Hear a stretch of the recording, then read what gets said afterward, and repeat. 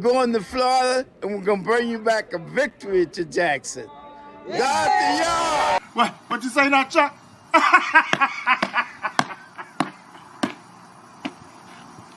Man, you a plumb fool, man. You're a plumb fool, Chuck. You're a plumb fool. That's right. It's the O&G StrikeZone here on a Wednesday evening. Just three rattlers on the mic, and when we rocking on the mic, we rock the mic, right? Brian Fulford, Marcus Green, Kelvin Rozier. It is Florida Classic Week, baby, and it's time to skin some cats. Gotta go. We got payback. We still got here, kitty. The big payback. Wild rats. Wild rats. Exactly. I love it. Love it. How you brothers doing this evening, Marcus? How you doing tonight? How's your week and your weekend been? Oh, it's been really good. I'm excited about the prospects of this weekend for the football team and the volleyball team, and just looking forward to tonight and looking forward to Saturday. True that. True indeed. Kelvin, how about you? How's your night? How's your day been? Your week? Your weekend? Feeling blessed, man. Lovely, man. I'm a rattler, so every day is terrific, man. I'm feeling great. Hey, look. Thank God we are where we are, because even when times are tough in your own personal life, you look around the SWAC universe, or the HBCU diaspora, as my good friend Dr. Gaville likes to call it. There's drama, chaos, firings, dismissals, just all kinds of just messiness going on. And then you kind of look at us and you're like, I remember those days. Yeah. I mean, look, woo. Like, whoa, exactly. It ain't us this time. It ain't us this time. Exactly, man. So it is good to be a rattler, especially going into this weekend. As you said, a lot of stuff going on. Football games going well, going down this weekend in my hometown of Orlando. I got to call it my hometown because I think I have officially lived here in Orlando more than any one city my entire life. So this is officially my hometown, I guess. And then our volleyball team is going out for the three-peat to Prairie View, and we got to see the basketball team come back from the road and get back into the state of Florida, and I'm encouraged. So we got, we've seen good news from the cheerleading program, getting some big money donations and setting themselves. I mean, just all kinds of positive news. So don't get sucked in by some of them other folks out there. We know you got a lot of choices on a Wednesday night and just in general. So we appreciate everybody coming in and chatting with us and being prepared to roll with us tonight. We'd like to encourage everybody, as always, to make sure that you are following us on Facebook, Twitter, and Instagram at O&G StrikeZone. That's also our YouTube page, where just in case you happen to miss the live show here on the Jericho Broadcast Network's YouTube page, you can always find it on our own personal page. And we'd appreciate it if you go on and share the show with a couple of rattlers, a couple of friends, a couple of family members, and let them know we're still trying to build this thing up. So we appreciate you. Folks jumped into the chats early, man. I know. Man, I don't know about these Wildcats that jumped in. I don't know what they thought was going to happen. A couple guys jumped in there, but oh, really? Yeah, a couple Wildcats jumped in early. Bobby Jackson. I don't know what that's all about. And HBCU band talk. He always comes to the show, but man, I tell you, y'all. And then they just got hammered from the get-go, from the jump seat. Bull comes in, sit down, Kit Kat. Just start hammering people just as we should. We appreciate you, Bull, stepping in there. Kenneth Rozier coming in there as well. We appreciate you. Jimmy Mack, already just letting folks know You know, Jimmy Mack said he got some AutoZone gift cards. You know, so help y'all purchase some more breaks after Saturday. So nice. That's a nice shot across the bow. Good to see Coach Ferrasi. Good to see you. Langston Lyon, brother, coming in showing some love for the orange and green. There is Meredith. I want everybody on the show tonight. Let's see if we can get something trending on Twitter. I've always wanted to do this.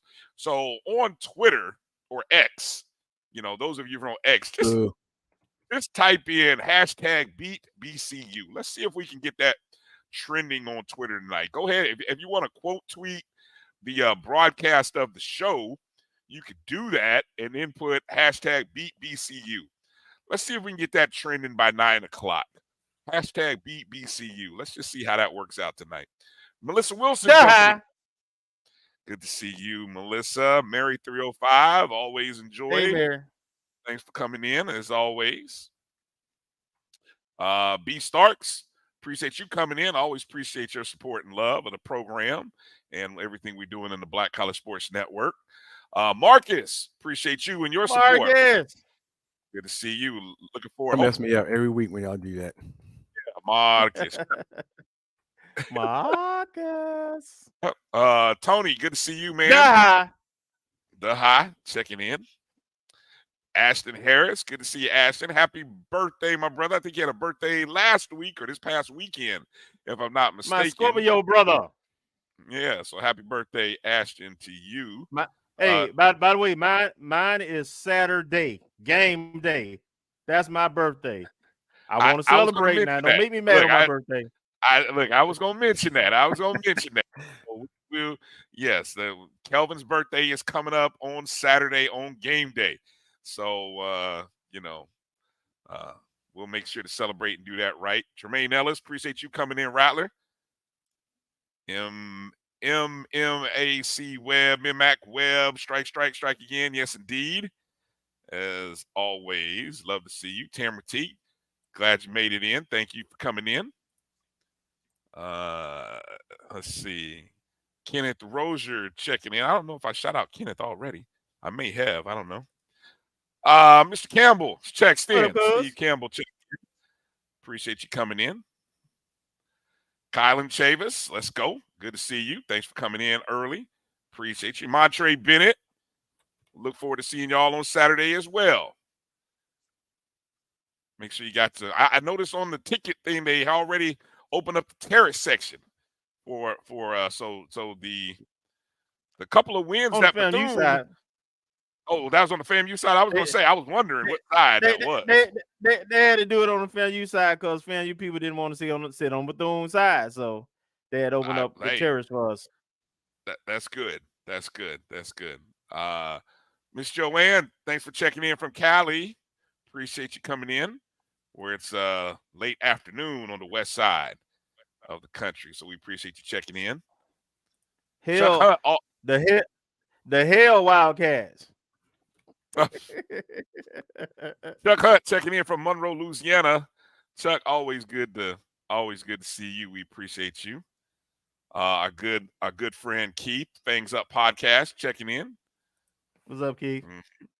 Good to see you in there. Let's see. Yes, Don. Exactly. Get it going. Wherever you can. #BeatBCU. Appreciate you, Don. Let's get it going today. Robert Vickers. I don't know. Is that Rattler's Petty? I don't know. Rattler's Petty Wheat. Okay. Yeah. We're going to be petty. That's right. That's us. We're going to do what we do. Montre, shout out to all the Scorpions. 11-13 son. Okay. And he's okay. Yes. Scorpio's in the house. I don't know anything about all those. I know if you ain't a Taurus, you get run over. So that's all I know. I don't know about it. I couldn't even try to figure out all the rest of those signs. I just know what I am, and that's it. Still trying to figure out what the good compatible match is. But anyway, that's another show, another topic. Keith Brown. Let's see. Got some info on some FAMU merch being sold at Sam's on the Treasure Coast. That's right. Hey, Sam's is actually on. I think Tallahassee Sam's always is selling some stuff. So Sam's Club is on point. Mm-hmm. Good place. Yeah. The Bayou Classic next week. Chuck says his birthday is next week on the Bayou Classic. So, hey, I'm with you on this one. I call it BCC. I try to be politically correct when I'm doing, public appearances on other shows, but I still think of it as BCC, Keith. So, I'm sorry. I just like that. What up? Just call it messy, whatever you want to call it. Okay. Let's get going here. Coming up at the bottom half of the hour, got a good friend of the program joining us, Brad Gillens. He hasn't been on in a while, but we try to get Brad in at least once a year. I stumbled across an old episode from first year we had Brad on the show, all the way back on episode 12, season 1. We had exactly. Had Brad on. Obviously, Brad's a South Carolina State alum. Former assistant SID at FAM, and does some writing covering the Wildcats. So we got a lot of things that we can talk to Brad about. So it's good to have him on the show. Our girl Liv jumped in. Good to see Liv jumped in. Make sure you guys are checking out Liv for Hoops on YouTube and following her. Great follow. Liv, go ahead. I know you were live tweeting and following the Bethune women's game. I saw it was like 65 up. I don't know. Did they win that game? Won. They did win. I think she posted they won by 2 in overtime. Okay.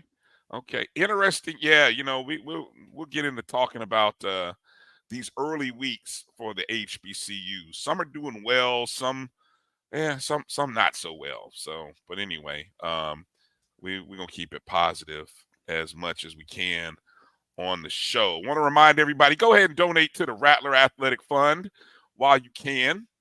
Find a way to donate. I don't know. Do we got anything we want to encourage people to donate to in terms of the athletic fund? Anything we want to push out there? You guys can think of anything? The women's sports. I mean, they've been carrying us. They've been winning the last 3-4 years. Softball, tennis, volleyball. So let's show the women's sports some love. I know, we've already done some things and some other support organizations have done so, but let's reward these ladies for the excellent job and how they represented our university. And I always say, even a small amount goes a long way, whether it be $20, $25. Every donation helps. So, I figure, with 100 or so people watching our show, heck, man, dropping $20 into the fund from 100 folks, shoot, that would help cover that $2,000 fine, or not the $2,000 fine, but the $2,000 fee that we lost out on, from the foundation for the women's athletic initiative that the 220 Club was pushing. You guys heard about that, didn't you? Yes. Yeah, interesting. So, but okay, so let's get into it. Last Saturday, or this past Saturday, FAMU gets a 28-0 win over Lincoln of California. QB2 got in the ball game. So for those of you who were itching and wanting to know what it would look like, well, you got your wish. Label me as not impressed. Label me as a little disappointed in just the overall performance. And yes, I know there were several missed opportunities in the first half. We only scored 21 in the first half, but probably should have had 35. I do admit that we should have had 35.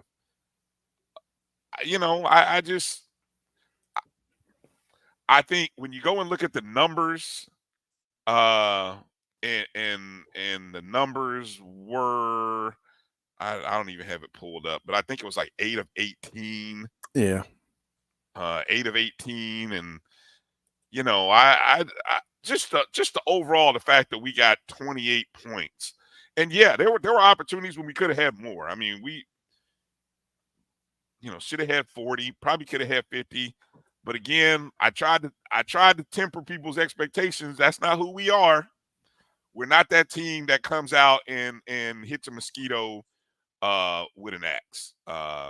We just I just don't. That's not what we do. Yeah, it was a little more nuanced than that, though. We set a lot of people, and the center, the backup centers didn't do a very good job of horrible getting the job. ball back to the quarterback. And I'm Horrible talking about job. the entire game. Yes, They made it Yeah. very difficult. They yes. threw the time. They threw the time an awful lot. Then you had some missed opportunities in terms of either drops or catching the ball and not getting no toes in. So when I look at in totality, this time of season, man, how many upsets it was last week? It was quite a few. Yeah, there was quite a few. So- There was quite a few So upsets. so November, a lot of times what you hear folks talk about, win, survive and keep moving, right? Win. So we didn't try to do a whole lot this game, and we shouldn't have tried to do a whole lot. We missed on some opportunities. I was glad to see Leland Wilhort get some his first career touchdown and some opportunities along with some of the other guys.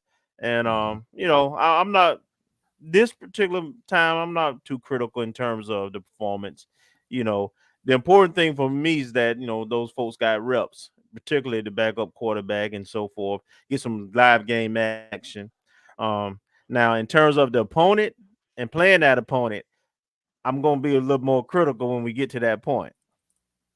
I will say this: the one play that bothered me, and you guys tell me if you saw this or you recognize this, okay? And this is probably the play in which Junior Murtovic, in his last play, his last possession, scrambles to the left towards the sideline. He's standing inbounds, and I don't know whether he was waiting or trying to find somebody or throw to somebody, but He was looking downfield and forgot. Exactly, he forgot, and he got his clock cleaned. Yeah. And I'm gonna tell you what bothered me more than anything in the world is that I didn't see a damn offensive lineman rush to pick him up, rush to jack that dude up who ran him out of bounds. It was a clean hit. I just didn't like the message that it sent that, yo, you came and cleaned our quarterback's clock and did nobody help him up. Nobody ran over there to pick him up. Now, was that before or after the fight, though? I don't know when the fight, because I was watching the highlights, to be honest. I don't know when the fight happened. I can't remember. If the fight happened before then they probably was a little trigger shy and trying to, because there was already some personal fouls out there.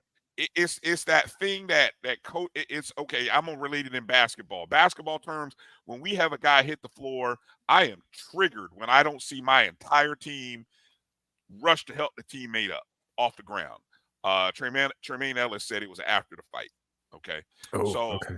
I get the discipline part of not wanting to go get that guy on the sideline. I get that, but nobody went to go help him up.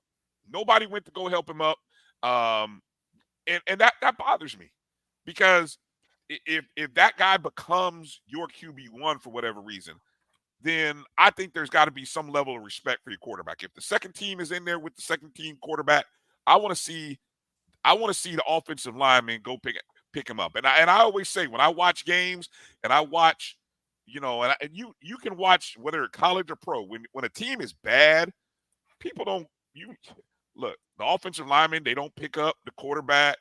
They it's just little things like that to me, I think matters. Maybe I'm making a lot out of nothing. I probably am, like I do a lot. But that's just one little thing that I look at. That's just one little thing that I look at and say, y'all don't love Murtovic? Y'all ain't got no love for Seven? Y'all don't have love for Junior? Yeah. You going on one of your rants, man. Okay, No, I'll step away. I think he's taking it a little too far there. Now, I might be. I do believe that it was a clean hit in the sense that he didn't step out of bounds. But I don't know if it's a clean hit in terms of targeting, because he definitely launched and he knocked the heck out of him. Knocked the heck out. And that's when Ja'Cory came in the next series. And we didn't see Junior anymore after that play. So, but anyway, like I said, I'm making that's just me. That's a little thing that I see. So I mean, if I'm nitpicking about all the stuff that happened in the game, if it's my starter, I'm with you, Brian. If it's my starter, my starting line, and not my whole starting O line in there, then that's a different story. But in that particular situation, I don't, I give a little grace. Okay. In terms of running the ball, Terrell Jennings, 8 carries, 53 yards. Something that's not being talked about, and I got to do the stats here. I'll probably do it after, but Terrell Jennings might be in the, he started the season. We talked about this on our preseason show. He was in the top 30 in terms of all-time career rushers. He may be in the top 20 now. I knew he hit the top 25 after maybe week 4, but if you go, he's our leading rusher on the season, if I'm not mistaken. He might be over into the top 20 career rushing yards. So I'll take a look at that. Any other numbers or stats or anything that you guys care to speak on or talk about as it relates to this Lincoln game? One thing I was kind of disappointed in, I mean, even though we did have reserves playing, it didn't seem like, and maybe it's a testament to the reserves being in, but we still had a lot of penalties. And I was like, are you joking me? And I know at least one took away TD, and there were a couple that were seemingly, by the 10th, 11th game, you would hope that it would be cleaned up. And I know there's some characteristics of the team that we've just seen consistently. Penalty, sometimes depending on the opponent, they can either come out fired up or come out a little complacent. So, and Coach Simmons even alluded to that, I think, last week, because this is the way the team is. They'll see an opponent, they might evaluate them from afar and say, okay, yeah, we got this, and then, or other people they might get fired up for. But I was a little disappointed, and like you, I was kind of disappointed in the score. I thought we would, even though we started the second string folks, some of them, especially on offense, I was expecting to see something like our third or fourth string QBs be able to get some run from us having been up by 4 or 5 touchdowns, or 5 or 6 touchdowns. Kevin Sawyer, they talking about the freshman running back who came in the late third or fourth. Kevin Sawyer is his name. Yeah, he did look good and had some burst to him. But he's not a freshman. Yeah, he's not a freshman though. Let me see who they're talking about. Kevin Sawyer is a redshirt senior. And I think he's from Florida High. Yeah, he's from the area. I wonder if he's referring to. No, they're talking about Kevin Sawyer. As he came in, I think he's number 43 or something like that. Yeah, he came in out. Yeah, he came in late. Well, I don't and know. He actually, I think he scored. About. He had a couple good plays in spring practice. I can't remember if it was the orange and green game or another practice that we happened to see film on, but he broke a couple of runs even then. Again, I'm I see your point, EA. EA saying, let me hold on. I'm gonna put it up here. EA saying any QB coach would tell you deserve to get hit like that, to stop, hold the ball with defenders pursuing on the sideline. That's a yellow shirt practice move. Not using. I get all that, but I'm gonna go back to. I bet you anything. As an offensive lineman, I want my offensive lineman to go pick my quarterback up. I don't want, again, that's it's the visual of that's your teammate, that's your brother, that's your guy. Get him off the ground. I don't care if you got to bump a guy to get through him. And I've heard, again, the offensive line, the first team offensive line would do that for Junior Muratovic. I would hope the second and third team line would do that for Junior. That's all I'm saying. Offensive lineman, if your quarterback gets dusted, whether it's his fault or not, pick his ass up off the ground, get to him quickly, and make sure he's okay. I ain't see a doggone person go check on him. That's what I'm saying. So I'm done. I'm done. I will say this though, regarding Lincoln. Okay, the trade. You're funny, Tremaine. You got hit so hard. Hey, it was fourth. It was It was time. Hey, he got knocked to the sideline, and it was fourth down. So they were already on the sidelines. You know. Oh, damn. That's messed up. I just think about what again. Texas Southern beat this team 52-7. Southern beat this team 45-18. What's their record? Tennessee State beat them. Do they have a coach? 54-0. I guess they got a coach. I guess they got a coach. You calling all those? Hey man, you killing your point with all that, man. How am I killing my point? How am I killing my point? Because it don't matter what them teams did. They not SWAC East Champions. Now win. See, funny how y'all changed it. Y'all changed the narrative. A win's a win now. You know, y'all wanted points in production. I just think you beating it, man. I mean, it was a garbage game that team should have been on the schedule. You making too much of it. We still ranked number 7 in the coaches poll, man. We didn't get beat 50-20 by Howard. We moved up to 7. Yeah, we moved up to 7. I'm just saying. We moved up to 7. All right. Other scores around the league. As you can see, starting from Friday to Sunday, Grambling got a win. Bethune. I was just watching the highlights of the Bethune game, just in case anyone didn't know. But Bethune is down 14-10 with about 7 minutes to go in the fourth quarter, and then the Alabama A&M wheels just fell off. I mean, 3 touchdowns in literally a 7-minute span for Bethune, and they end up coming away with a victory. You know, who knows? They just send, with all these recent hirings, they just sent Bulldog Nation into a triggered state where they're watching other people. You know, hell, Southern, as you can see, Prairie View beat Southern 27-21. Southern didn't score in the second half. I don't think they got a first down in the second half. It cost Eric Dooley his job. Did you hear what the AD said? Some of the reasoning behind it was. No, I hadn't read it. I saw some. I saw a clip, but I don't know how true it was. Like, he didn't engage the fans about how they're going to improve or something like that. Hey, one of the things I said on Sunday, and I've listened to a lot of these SWAC press conferences, Eric Dooley is one of the most dismissive coaches about what happened, and he won't talk about. I mean, your team looked like straight mud on a stick, and there's no, we've got to do better. I got to do better. I got to do better play calling. Adjustment. Right. I got to make some adjustments, and it's just, that's how the game flows. And, we got to, it just the level of accountability was absolute none, zero, zilch. And I think after hearing it let's see, you lost to Jackson State. You lost to, who else did you lose to? Prairie View.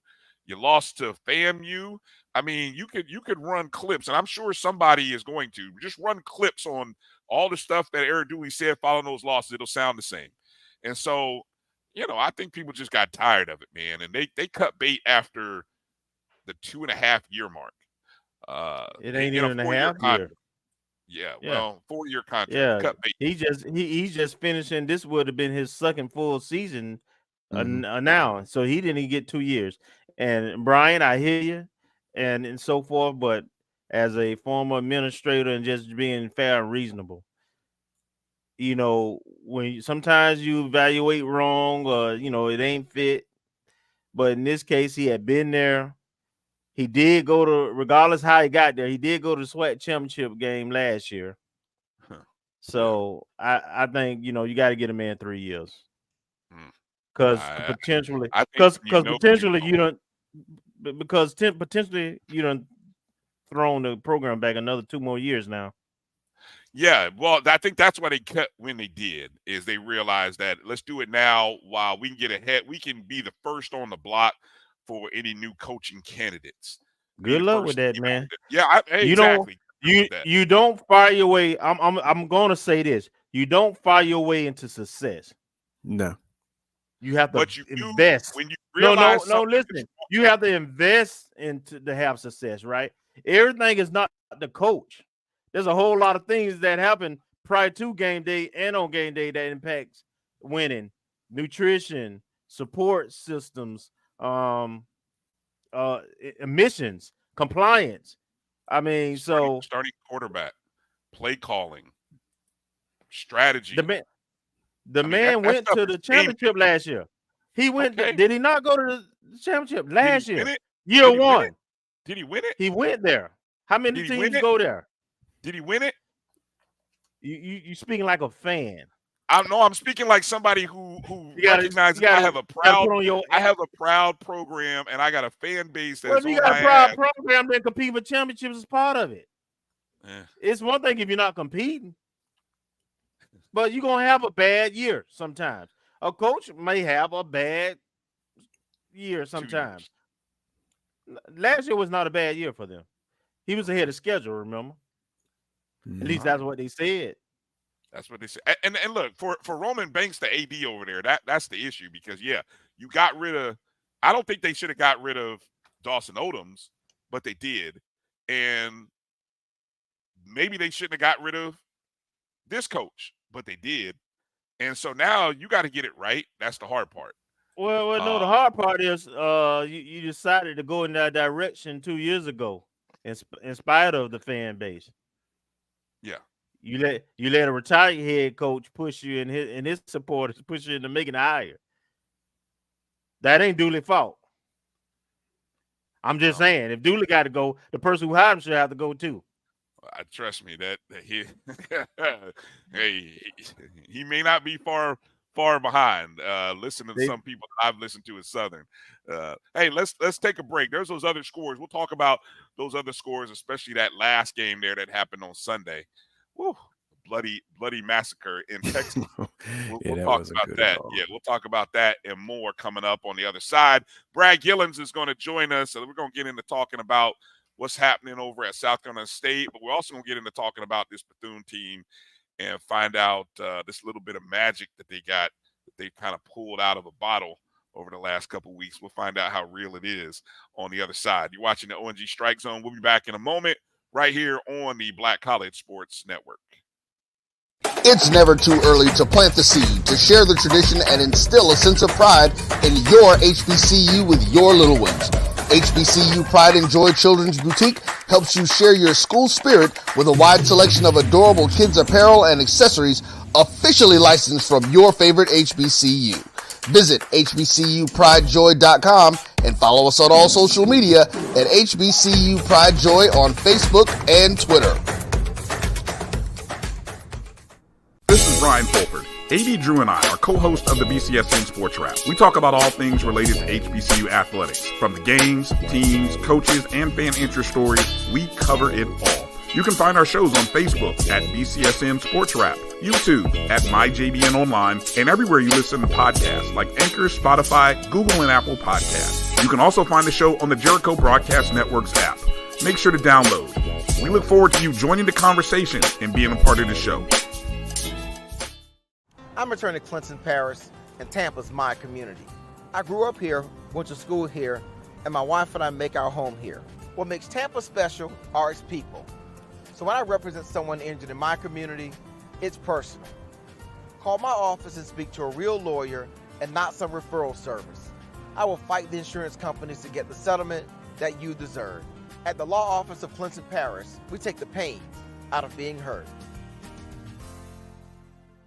Since 2002, Empowerment Resources, Inc., a nonprofit organization, has empowered more than 1,500 youth and adults in Duval and surrounding counties through its programs Journey into Womanhood, Girls Mentoring, Life Skills for Teens, and Parenting Education Coaching.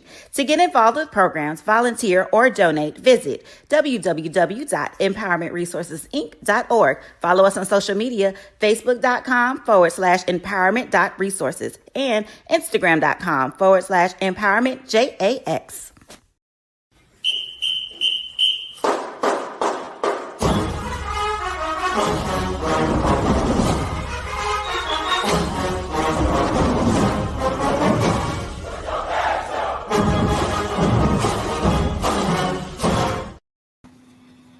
Welcome back back to the O&G StrikeZone. Brian Marcus, Kelvin, and joining us, as you can see, a South Carolina State alum, but he covers the Wildcats. You notice he got look what he got on, Kelvin. He made sure to wear that South Carolina State gear. Ladies and gentlemen, Brad Gillens. Brad, good to see you this evening. Thanks for joining us, brother. Hey, thank you guys for having me, man. Always a pleasure to join the Orange and Green Strike Zone and come on with some guys that love HBCU football, particularly FAMU football, and get to chop it up this time of year. Yes, indeed. Yes, indeed. Appreciate you coming on. All right, before we get into talking about Bethune and the magic that they found in the little bottle somewhere on the side of the road, let's talk about your alma mater, South Carolina State. Former, I'd still call them a rival. I mean, we play South Carolina State coming up in the next 2 years, but this year been an interesting one to say the least. The last ride for Buddy Pugh. I don't know when or how this team chooses to celebrate him. They've had bad performances on national TV. Then they have a homecoming game and they look great. Then they knock off Howard, and then they come back the next week and on the last game for Buddy at South Carolina State. And who is this team, Brad? And what happened? How did it get like this? We're so inconsistent this year. Yeah, it's a relatively young team, particularly on the offensive side of the ball. So, to lose, one of the best wide receivers, arguably in HBCU football, and Shaquan Davis to the NFL. You had a lot of guys that were coming in that they were asking to do some things that they normally wouldn't have been accustomed to doing. They weren't. Because Shaq took so much, demanded so much attention, it gave them a lot of one-on-one coverages, with other defensive backs where they could, kind of get open and make some things happen. Not having that weapon or that safety valve, if you will, allowed for defenses to be able to, kind of play South Carolina State a little more straight up. And force them to be more balanced than they have been in some years. That being said, they were able to find some success in the running game, particularly in the North Carolina Central game. I know the score wasn't indicative of, the way that they were able to successfully run the football. But freshman Jawan Howell is having a fantastic year. He's the running back that rushed for 284 yards. And 3 touchdowns in the homecoming victory over Howard, was held out of the Morgan State game. Started to develop some symptoms of an injury in pregame warmups.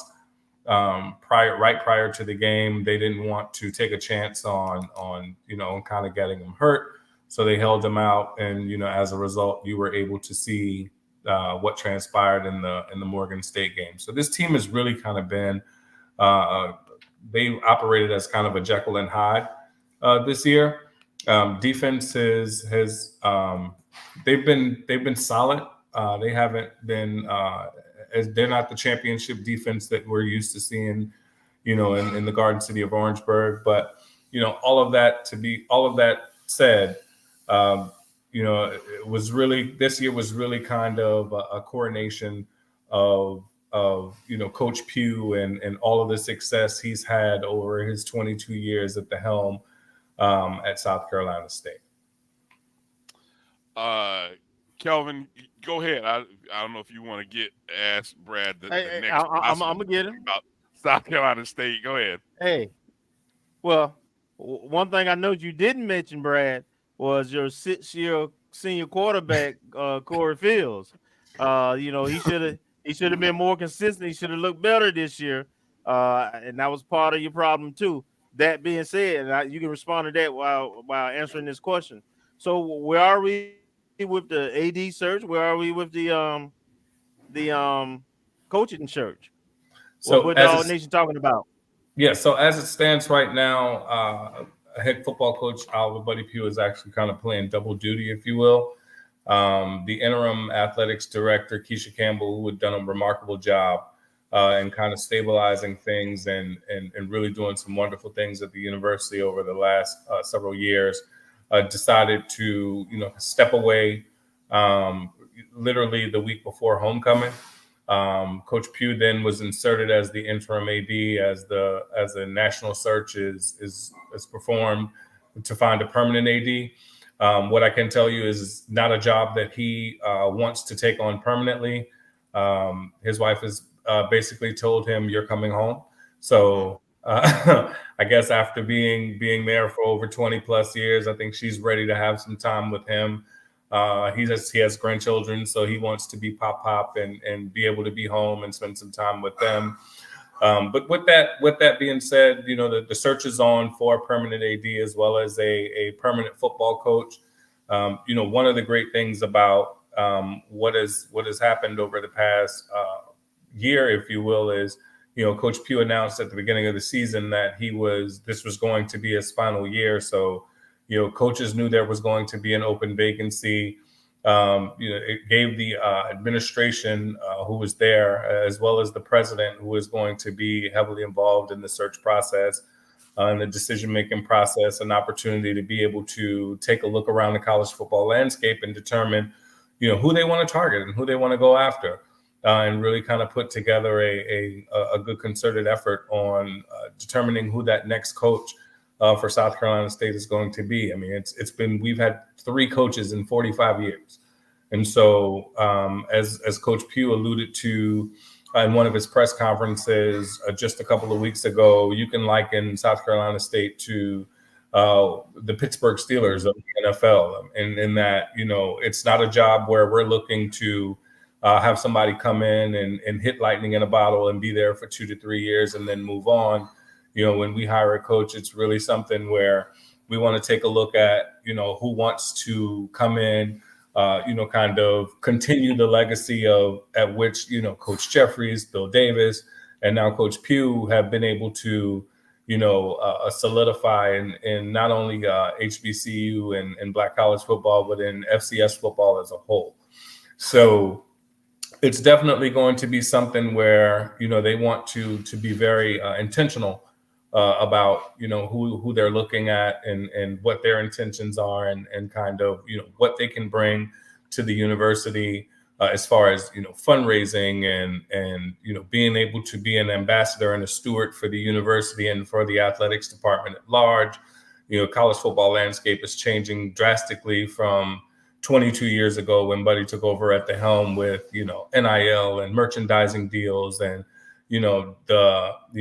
programs like these that we didn't have in 2000, where we can come on and we can talk about, kind of the state of the university, the athletics department, kind of hold feet to the fire and talk about, the highs and lows, the ups and downs and all of those good things. So some significant strides have been made.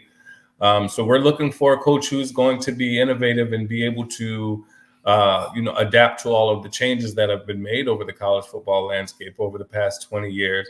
And then also be able to have the foresight and the vision to be able to take South Carolina State athletics to the next level for the next 20 years to come. So do you think Shennis Berry, a name that has been rumored about for quite some time over the last month or two, and all the HBCU diaspora, and then all of a sudden the Southern job opens up, and now he's the hot name for that job, just out in public. Do you feel like he would be a good fit? And I'm gonna give you one other name, Teddy Keaton, who also in Charleston, South Carolina, has done a great job building the Allen program. Do you think either of those two are good candidates, would be a good candidate? And if not, you got a third candidate or somebody that you would throw out there? So I'll start with the elephant in the room, just because it's been bandied about for several months now, and it looked like for quite a while until literally this week. Berry was definitely one of the heavy favorites to move on from Benedict and definitely put his hat in the ring for the South Carolina State job. I don't have any concrete evidence. This is pure conjecture and speculation on my part, but I know that there's been some interest that has been expressed from what I've heard by both parties. But with the firing of Coach Dooley just yesterday, and the fact that Barry was on Southern staff for 7 years as an assistant head coach and offensive coordinator before going to Benedict, and manufacturing 2 undefeated regular seasons, 2 SIAC championships, 2 number 1 seeds in the Division II playoffs, and really turning that program around. And with the with the assistance and the support of the AD and Dr. Rosalars Clark, he's really been able to bring back Tiger football in Columbia in a way that hasn't been seen in a very, very long time. From just being completely honest, we're in this business to win football games. Our coaches are in the business to win football games, but they're also in it for financial reasons as well. And, to be able to give themselves an opportunity to be able to set their families up, with some generational wealth, if you will. That being said, Southern and South Carolina States and the FCS programs alike that may be knocking on his door will definitely be able to offer more in terms of salary and coaches pools and the like that he may be receiving at Benedict. So I think it's a matter, if we're talking specifically South Carolina State versus Southern, it's really just personal preference. So it's one of those things where, do you want to uproot your family all over again? You just did it 2 years ago, having to move from Louisiana, to South Carolina, made inroads with high school coaches and all of those good things. Is that something you want to leave? Or is it something that you want to stick around for, take those relationships that you've built, move on to, South Carolina State and see what can happen there? Or do, we've seen it. And then I think you guys have firsthand knowledge. There's no place like home. And so, when you guys were in the market for a head football coach just several years ago, it was Willie Simmons was leaving Prairie View and decided he wanted to come back to Tallahassee. One, because it was a dream deferred, if you will. And I'm sure you guys know the story of him supposedly transferring from Clemson, but that was the transition year from FCS to Division I. And we don't have to go back through that. I can tell by the pain on your face, Dr. B, that you don't want to have that conversation. But, he was able to come back, as a head football coach, and has done some fantastic things. He's, won an average of, 8+ games a year since he's been there. So it really just depends on, what Barry wants to do right now. He's the belle of the ball, and the world's kind of his oyster. So we'll see, where he goes and what he decides. I think either way, South Carolina State is one of the preeminent Black college football programs in the country. And so if Barry is not, if he decides to take the route to go back to Southern, then I think there are some other names that I'm hearing that I wish to keep close to the vest right now, if you will. Come on, Brad. Throw a name. Give us a name. One name. Give us a name. We stirred a pot on this show, Brad. You know that. Nobody's listening or watching. Come on, Brad. But yeah, we'll see what transpires. I think what I can say is that whomever they hire, I think they've done a good enough job in the search that whomever it is, they'll come in and they'll understand the significance of what it means to be the coach at South Carolina State, and they'll bring their best effort. All right. Well, Marcus, go ahead. What do you got? What do you got for Brad? Well, you pretty much answered all the questions I was going to ask from a South Carolina State perspective.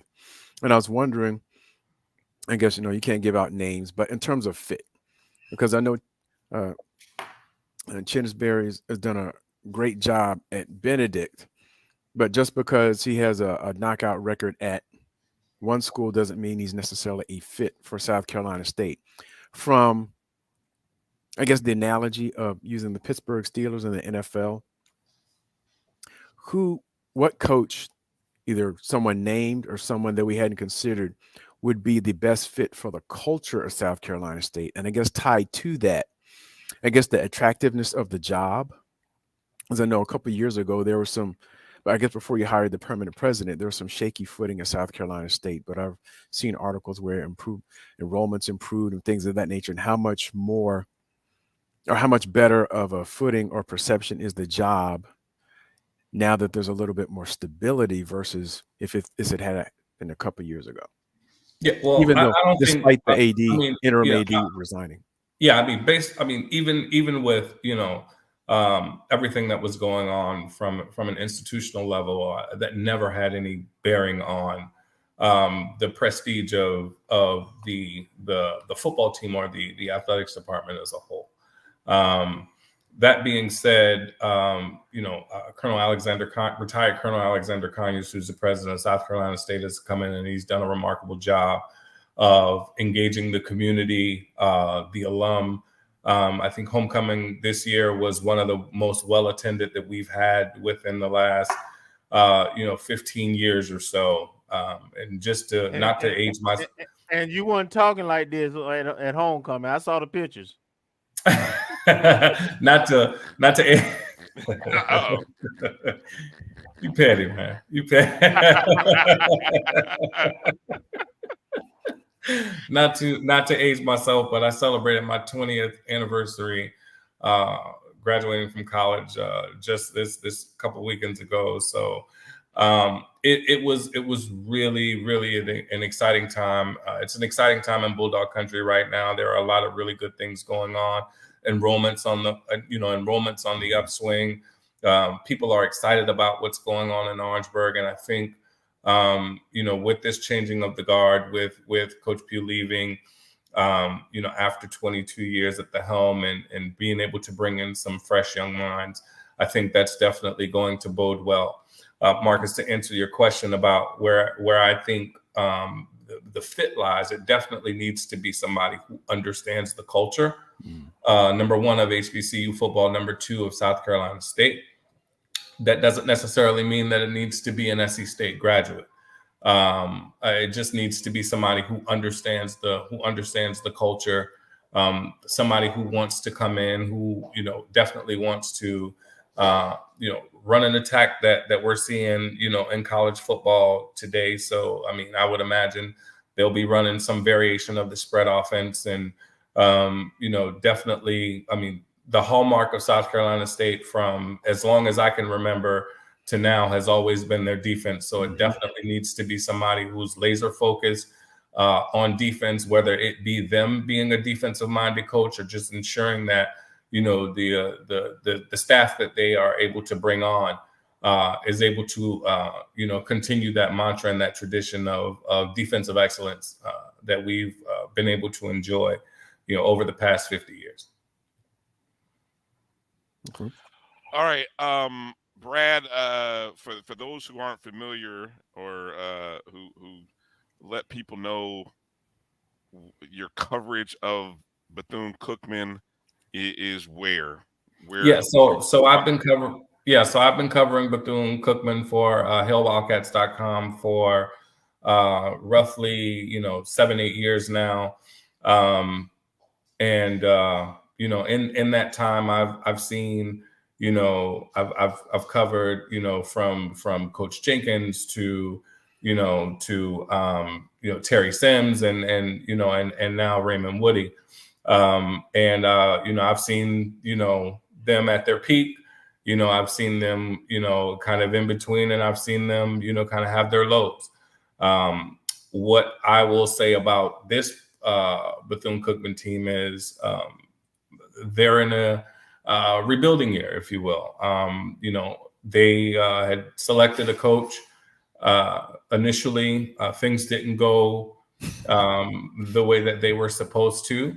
And so as a result of that, they had to go back to the drawing board and, decided on, bringing in Raymond Woody. And quite frankly, I think it was, probably the best decision that they made just because of a myriad of reasons.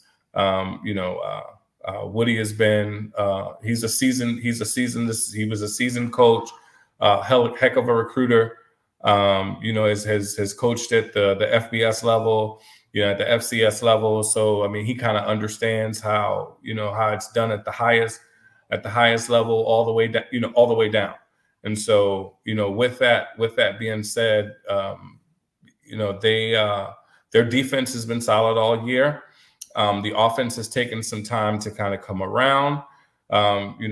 To Coach Woody's credit, he didn't have a full recruiting cycle just because he came in so late in the game. So one of the things that I would say is that you talked about, maybe picking up some lightning in a bottle. I think they found it somewhere in like Monticello, if you will. So, but nonetheless, they've been able to have some success as of late. I will say, what I will say is this, just based on, what I know about Coach Woody, what I know about how he recruits and how he's able to walk into kids' homes and, relate not only to the children or to the student athletes, but to the parents at large. If you're going to get Bethune-Cookman, this is the year to get him. Okay. Here's what I find interesting. And again, anyone who didn't watch or even see the highlights of the game Saturday against Alabama A&M, is this team was down 14-10 deep in their own territory with about 7 minutes to play, and found a way to not just win, but score 21 straight points on their way out the door. Actually, technically 24 straight points out the door, because they were down 14-7, if I'm not mistaken. But I just happened to observe deep in their own territory, down 14-10. And I'm watching, I'm like, doggone, it's 7 minutes. When does the scoring start? And then it started on that drive.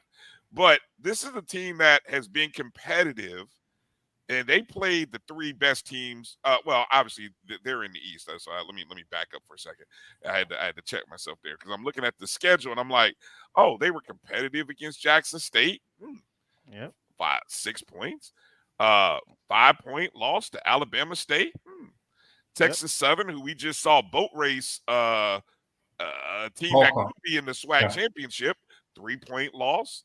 The Southern and Grambling games were within 1 to 2 touchdowns, and then they hit the winning streak, the 2 games. So this team does what really well? What have you observed that they're finally starting to do what well at this point in the season? Well, from what I've been able to gather, they run a pretty good balance. They have a pretty good balance attack. They've always had really good skill position players. Very strong within their running game. But the defense is the hallmark. The defense is the hallmark of the team, and so the defense has kept them into games, and so it gives the offense an opportunity to be able just to engineer a few drives here or there. And as long as they can, continue to put some points on the board, the defense always gives them a chance to be in the game. What do you got, Kelvin? Give me your analysis of what you've seen from FAMU. Mm-hmm. From the games that I've seen from FAMU, and this is it's been interesting. We talked about we talked about Corey Fields from South Carolina State and kind of his lack of progression over the past 6 years. What I've seen from this FAMU team is they tend to play to their level of competition, and I watched the Texas Southern game, and I'm watching the game, and I'm saying, who is this team? This isn't the team that I've seen. This isn't the team that I saw going to the Orange Blossom Classic and boat race Jackson State. This isn't the team that I saw against Alabama State. Like I couldn't put my finger on it, and then it's almost like, You know, the team got a touchdown right before the half, went into the locker room, and Coach Simmons lit a fire under them, something serious, I would imagine, and they came out, and it was like a completely different team was on the field. And so depending on how the SWAC championship game plays out, because of course, FAMU will be hosting the SWAC championship game the first weekend in December. That could be the difference in heading to Atlanta 2 weeks later or not. Now, obviously, the Rattlers are the odds-on favorite, but I would caution against them what I've noticed is that they've started slow, depending on who they're playing, and maybe it's just a situation where they feel as though they don't have to bring it, within that first 12 minutes or that first quarter or that first half, because they have an on and off switch where they can do just that and come out victorious. What I will say is against some of the upper echelon teams or some of the better, more balanced teams that they are going to have to face, particularly within the next several weeks, that may not be an option.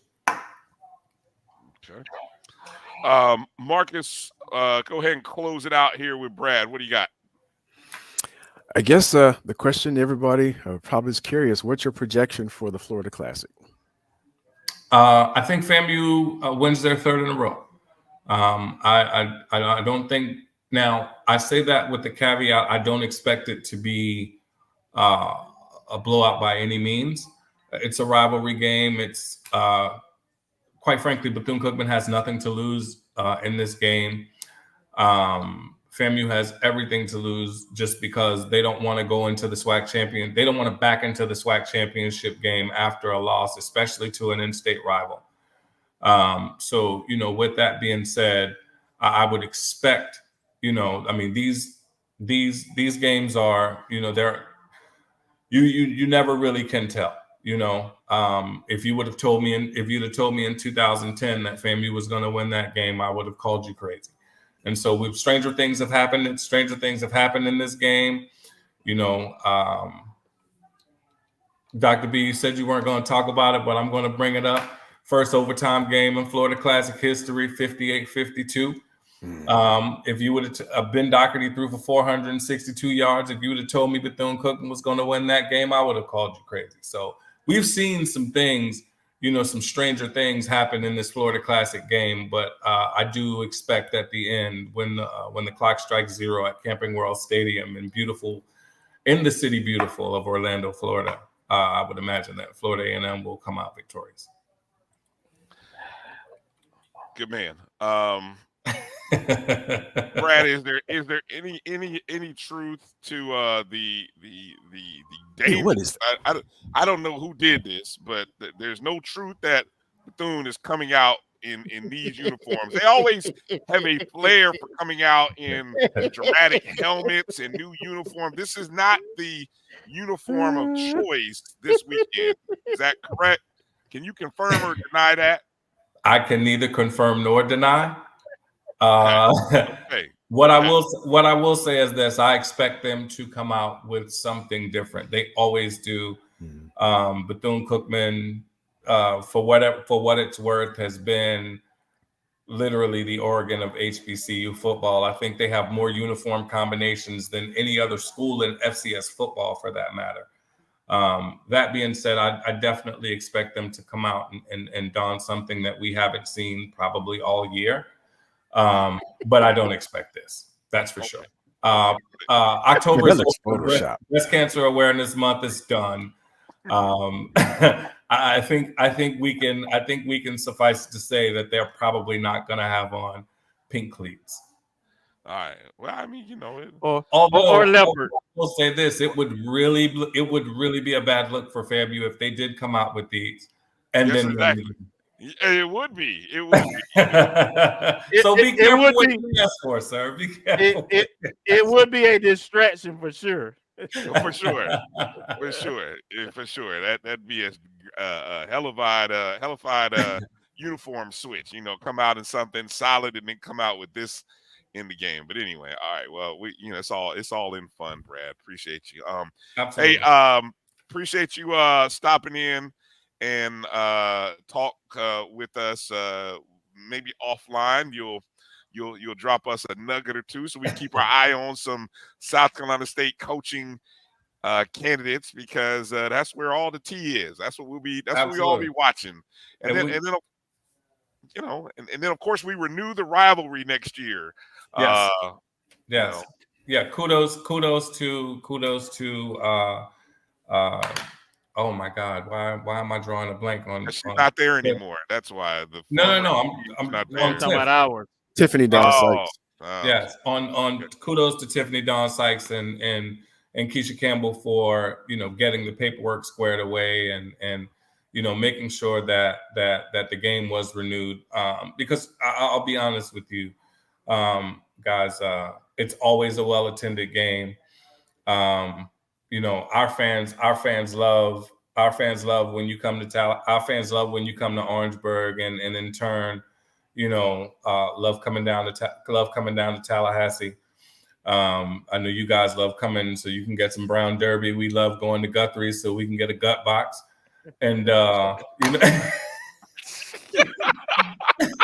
there's always fun. There's always fun and camaraderie. So we love our Rattler brethren to the south. Well, I know for a fact former AD Campbell would have loved to have played this game in Miami, but as she told me, it's out of her hands. Right. I'm gonna just leave that alone. So right. But okay. Well, hey.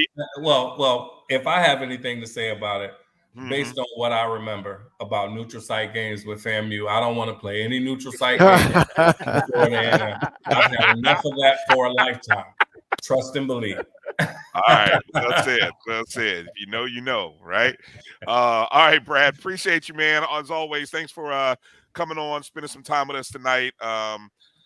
Good luck to the Bulldogs in the final game of the season, the final game of Buddy Pugh's coaching career. Hopefully they send the man out with a W. I mean, it's send the man out the right way with a W.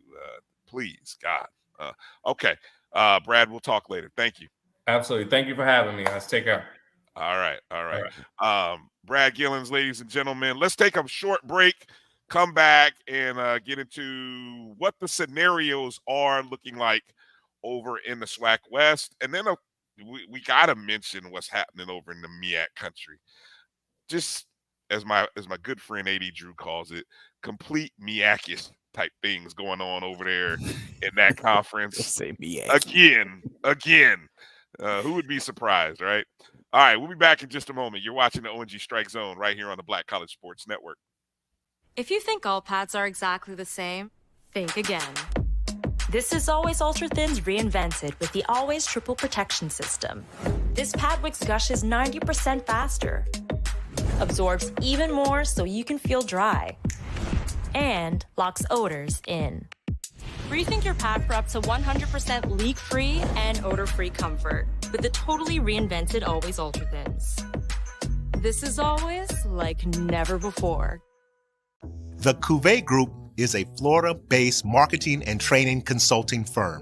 We help businesses communicate to their target audience and engage them in conversation. We also help to expand their audiences, which will ultimately result in growth for those organizations. In addition to being a certified constant contact specialist, my colleagues and I are also certified in John Maxwell Leadership Principles. We use these proven principles to conduct workshops, training, and private coaching sessions for individuals and companies looking to take things to the next level. Contact us to schedule a free consultation. Issues today, don't delay, call Cuvée. As technology continues to bring changes to the world of education, it's time we also reimagine teacher professional development. Gone are the days of one-size-fits-all learning that can only be accessed at a specific time and place. The Stride PD Center is an on-demand library of mobile-friendly courses that allow educators to learn anytime and anywhere. Our dynamic courses provide bite-sized learning and help educators advance their knowledge while also gaining professional development hours.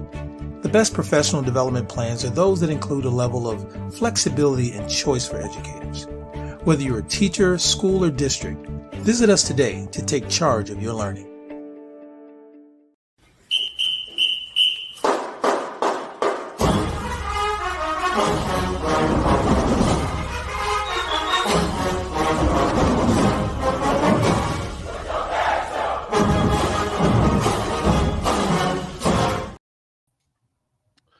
All right, welcome back to the O&G StrikeZone.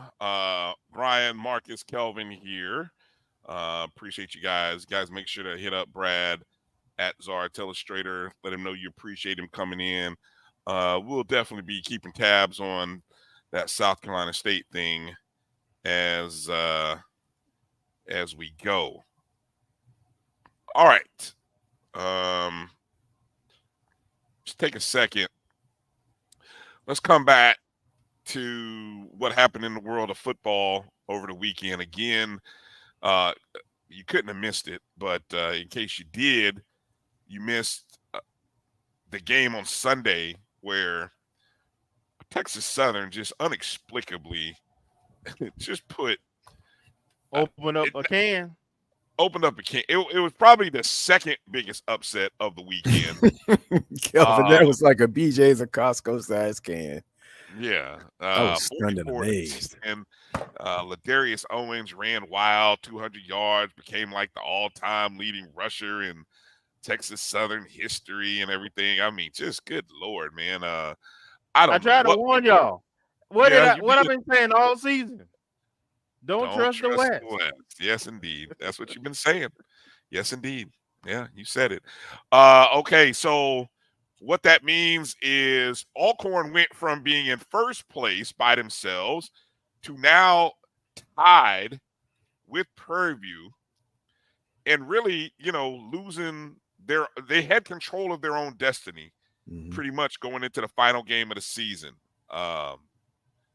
And so, and what's even amazing, and it's funny because Drew and I, when we're doing the show Sunday, and I'll be honest, I as we're watching this and we're talking about it, then it just kind of hit us that, wait a minute, if Prairie View and Alcorn loses, oh God, that means now the Bayou Classic will somewhat determine who will go into the into the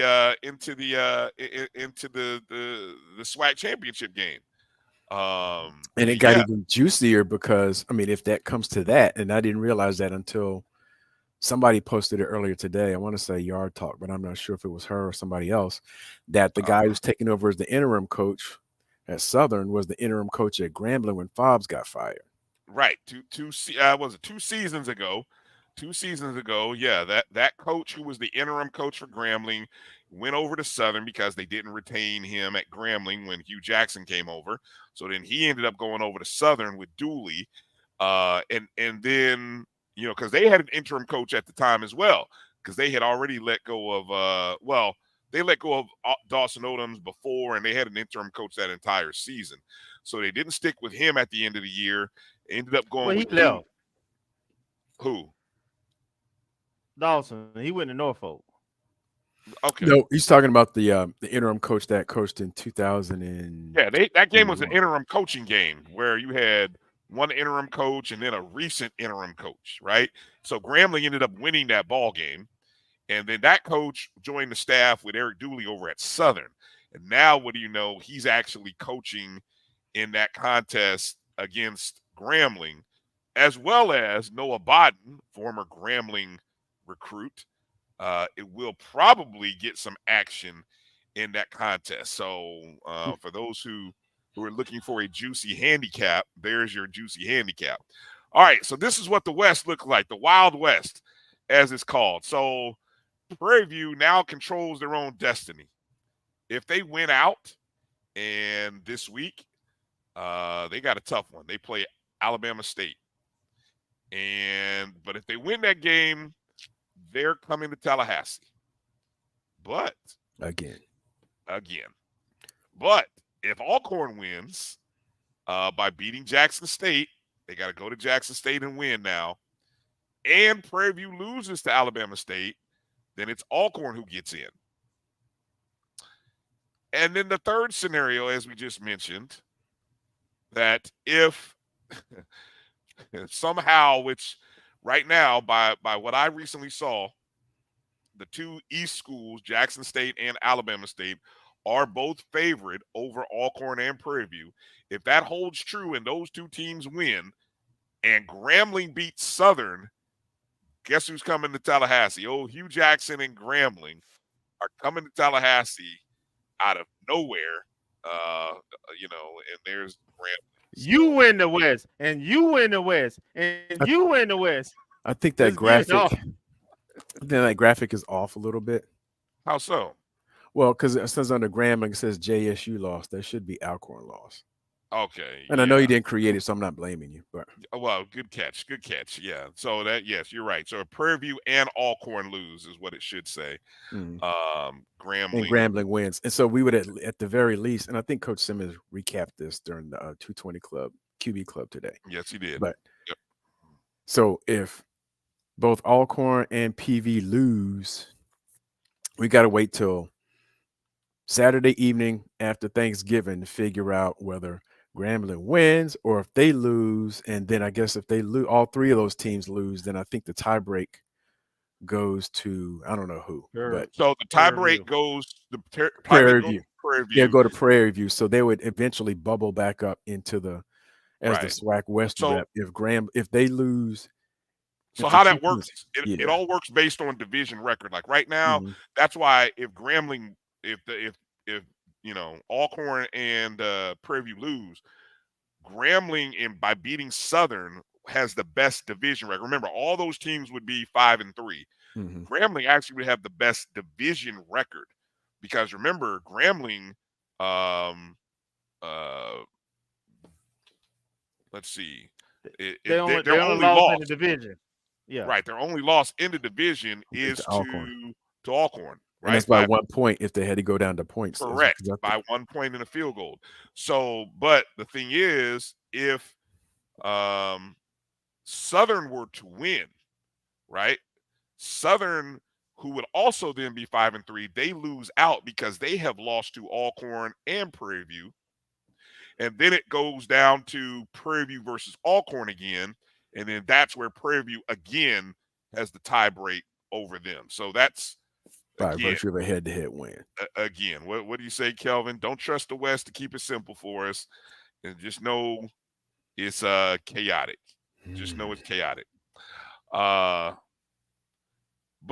what's even more interesting is what happened over in the MEAC. Because, boy, I tell you what, with the number one, well, in some people's polls, number one, North Carolina Central, getting beat by Howard 50-20, and then Morgan State beating South Carolina State, it left a 3-1, 3-1, 3-1 tie over in the MEAC, and it's set up for this upcoming weekend where you have Howard playing Morgan State, North Carolina State playing Delaware State.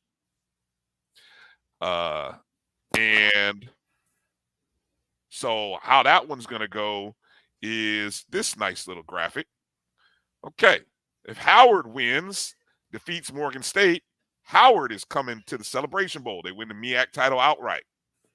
Okay, but guess who still has a shot? North Carolina Central. Because if Morgan defeats Howard and the Eagles, who are at home against Delaware State, win, North Carolina Central is going. Because they've already beaten Morgan State previously, and both teams would have one loss, 4-1 record in the conference. Oh, but wait, there's more. Because how can Morgan State get in? If by some strange occurrence, Del State is like, you saw the record, 1-9. If Del State were to somehow beat North Carolina Central and Morgan State beat Howard, the Morgan State Bears would go to the Celebration Bowl, and they would have a record of 5-6 again, a 5-6 team from the MEAC could be coming to the Celebration Bowl to play, whether it's FAMU, or whomever. But just imagine, wow, that's crazy. Yes. Well, MEAC. once South Carolina State 6-5 when they came. They were. Mm-hmm. And that's what Howard would be actually if they come. And Howard got blown out that same season by FAMU. Yeah. Yep, early on. Shut out. Yeah. North Carolina Central still has an opportunity to go to the playoffs. That's one thing that's in play. They dropped from number 7 to 14 in the coaches poll. FAMU took their spot in the 7th spot in the coaches poll. I think what's funny is the Stats FCS poll has Central 10th. So they only dropped a couple of spots there. Of course, the Stats FCS didn't really move FAMU at all, so they're still kind of like 15 or 16. Mm-hmm. So North Carolina Central is still in play. And there are some people, when we were talking on the show, on Dr. Cavill's show last night, Jackson State. I mean, if Jackson State beats Alcorn, and Alcorn is still considered, a good team and still in contention, right? If Jackson State were to beat Alcorn, and I mean, really beat them, good. Jackson State could make a pitch and say, hey, we're 8-3. We maybe should get one of those 24 spots. But really, actually, they're kind of like 11 or 12 at-large spots in the FCS playoffs. Even though they're not ranked, maybe they could somehow jump in the ranking on the last week of the season as 24, 25. They might find themselves in there. And you could realistically have North Carolina Central and Jackson State in. That would be shocking to see the FCS do that, because you're like, I'm the same way, Kelvin. I don't know. Yeah, because I don't know. We'd have to ask, in terms of a quality win, do they have one? Right. And also, who does Jackson State have a quality win? Yes. Or what the committee would consider quality. If you put yourselves in their shoes, do they have what they would consider a quality win when they compare against other FCS brethren? And then also the losses that they've had. FAMU's the only ranked team, if I recall. They've lost. Who did Jackson State lose to? Alabama State and Texas State. Texas State. Yeah. So Division I loss, and then Alabama State. Now, if Alabama State, I guess if they were ranked, they'd be in contention probably for the title for the SWAC East. So that would Alabama State hurting both teams, because Alabama State only got 3 losses too, but they hurting both teams because of that D2 loss. Yeah. Yes. Mm-hmm. Good point. Losing to Miles. Yeah, I think it's a nice scenario, a nice thought. Who knows? I don't know what kind of stuff is going on in the back channels, but Jackson State can always sell having a 50,000 seat stadium as incentive. And I mean, imagine they'll have an argument. Yeah, they have an argument. Yeah, but I mean, they have a slim argument just to get in the playoffs, but then to host. Oh no. Well, no, they can host. They can host. They can put in a bid to host one of those first round games, because those first round games, that would be you'd have a first round game against. They don't have to go they don't have to go to the highest bidder though, and they did that last year. Okay. Well, in the first round where they didn't award it to the highest bidder, so yeah, I just don't see them. I don't see them making one of those other schools come to Jackson in front of 30,000-40,000 people. Mm-mm. It would make sense, but they ain't gonna do it. No, I mean, I have to me, it'd be a stretch for Jackson to get an at-large bid, and then if they did, even more of a stretch to host a home game in the first round. Yeah, I don't disagree. All right, so obviously you see the schedule there. Lots of good TV watching. I mean, if you're not coming to the Classic, you can set up multiple TVs between the 2 games in the SWAC, Alcorn, Jackson State, Alabama State, Prairie View. the MEAC games, the Howard Morgan State is a 1 o'clock game. Is that on ESPNU? I mean, It's on on ESPN ESPN Plus. It is on ESPN Plus. The North Carolina Central Dell State game is a 2 o'clock Eastern game. That's on ESPN Plus. You see the obviously the Fan Bethune game is on ESPNU. So if you have ESPN Plus, you can pick up that game. And sometimes it works. Well, if you have Plus, you should be able to pick it up. No, you don't think so? Some of the games earlier this year I couldn't, but every year it says ESPNU for the Florida Classic, and I can get it with Plus. So I don't know what it is about the Florida Classic, but other times if it's on the U, I'm going to be able to get it with my Justin ESPN Plus subscription.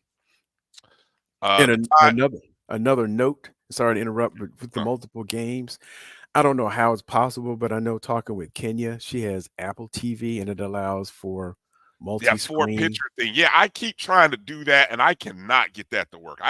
Must be an Apple TV thing. I think it's an Apple TV because I looked it up that weekend when I saw her do it. It's an Apple TV feature and somebody else, but I don't think it's a feature it's not embedded in ESPN. Not with my Roku.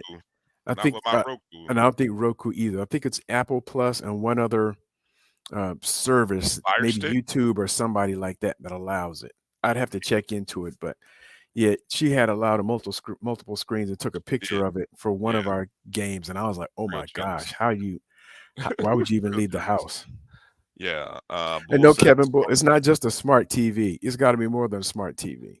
Yeah, it's like getting ESPN on, and I'm just using the Fire Stick for example. But for example, if you had Fire Stick or Roku or Hulu, however you watch the ESPN app, there's got to be a way that lets you do all that. Yes, let me look that up real quick. Well, keep going, but we've got a lot of.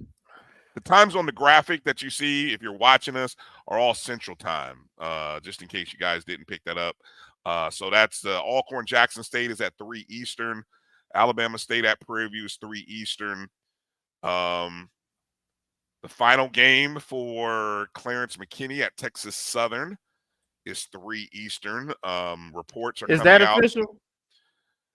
It's not official, but the reports are that he's at the end of a contract. They did not offer him an extension, and the word is starting to get out that now this could change, but there's word that they are not going to offer a new contract. So it's not that he's getting fired. It's just that supposedly they're not going to offer a new contract. They've said he's been there 5 years. With the exception of this year, obviously, I think large part to Andrew Body being hurt. The team started 1-10 his first season, and they have gotten better every year. I mean, this recruiting class, the guys like Ladarius Owens, they are his recruits.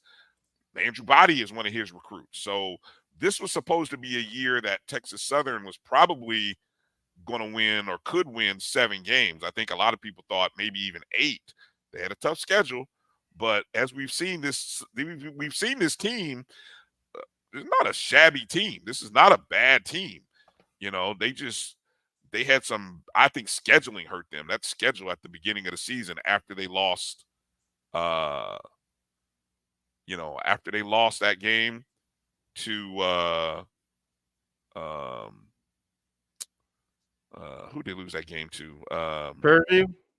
Yeah, after they lost that game to Prairie View, I told you that changed everything, didn't it? Because then they lost the next 3 games, which were all, I think, FCS or FBS teams.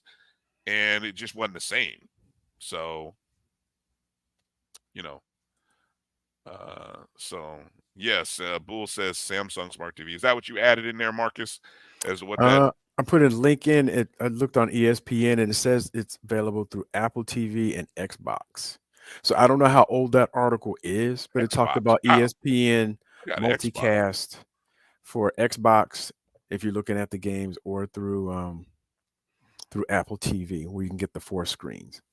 I don't know if they've added that other feature because I don't have. Well, we do have an Xbox. My son has one, so Yeah. I could try that, but I don't have Apple TV, and I don't know if there's any other way that they support it now. But I just Googled that, use Google to find that article. But hopefully they'll improve it and add that feature to some other venues and streaming methods. All right. Just a reminder, folks, the SWAC Championship game coming to Tallahassee December 2nd, 4 p.m. Eastern on ESPN2. That's big time. Today, if you caught the 220 Club, and there's our good AD, VP AD Sykes. Always excited when we win. She dropped some nuggets at the 220 Club, and then of course the FAMU did what they normally do, which is drop some post here in terms of tickets. Okay, so if you're an Investing in Champions ticket holder, your tickets for the SWAC Championship game are available, and you have early access to your tickets until Tuesday, November 21st at 5 p.m. And then on Wednesday, general public tickets will go on sale. Now, I've been reaching out back and forth with the SWAC office, trying to get certain details. And so, for example, I've been trying to find out, is this FAMU getting a certain number of tickets, like 40% of the tickets?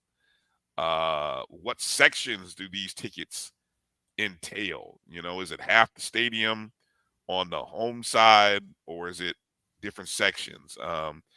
We heard AD Sykes say that parking is kind of unique. And so again, one of the main things she said is that nothing that applied to your season tickets or Investing in Champions package applies to this game.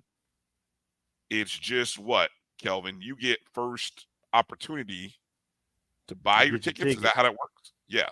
Yep. So if you're an Investing in Champions person, you get the first opportunity to buy tickets, which I like that. That's a perk of being a season ticket holder. In a larger sense, if we had more season tickets, they'd do a raffle.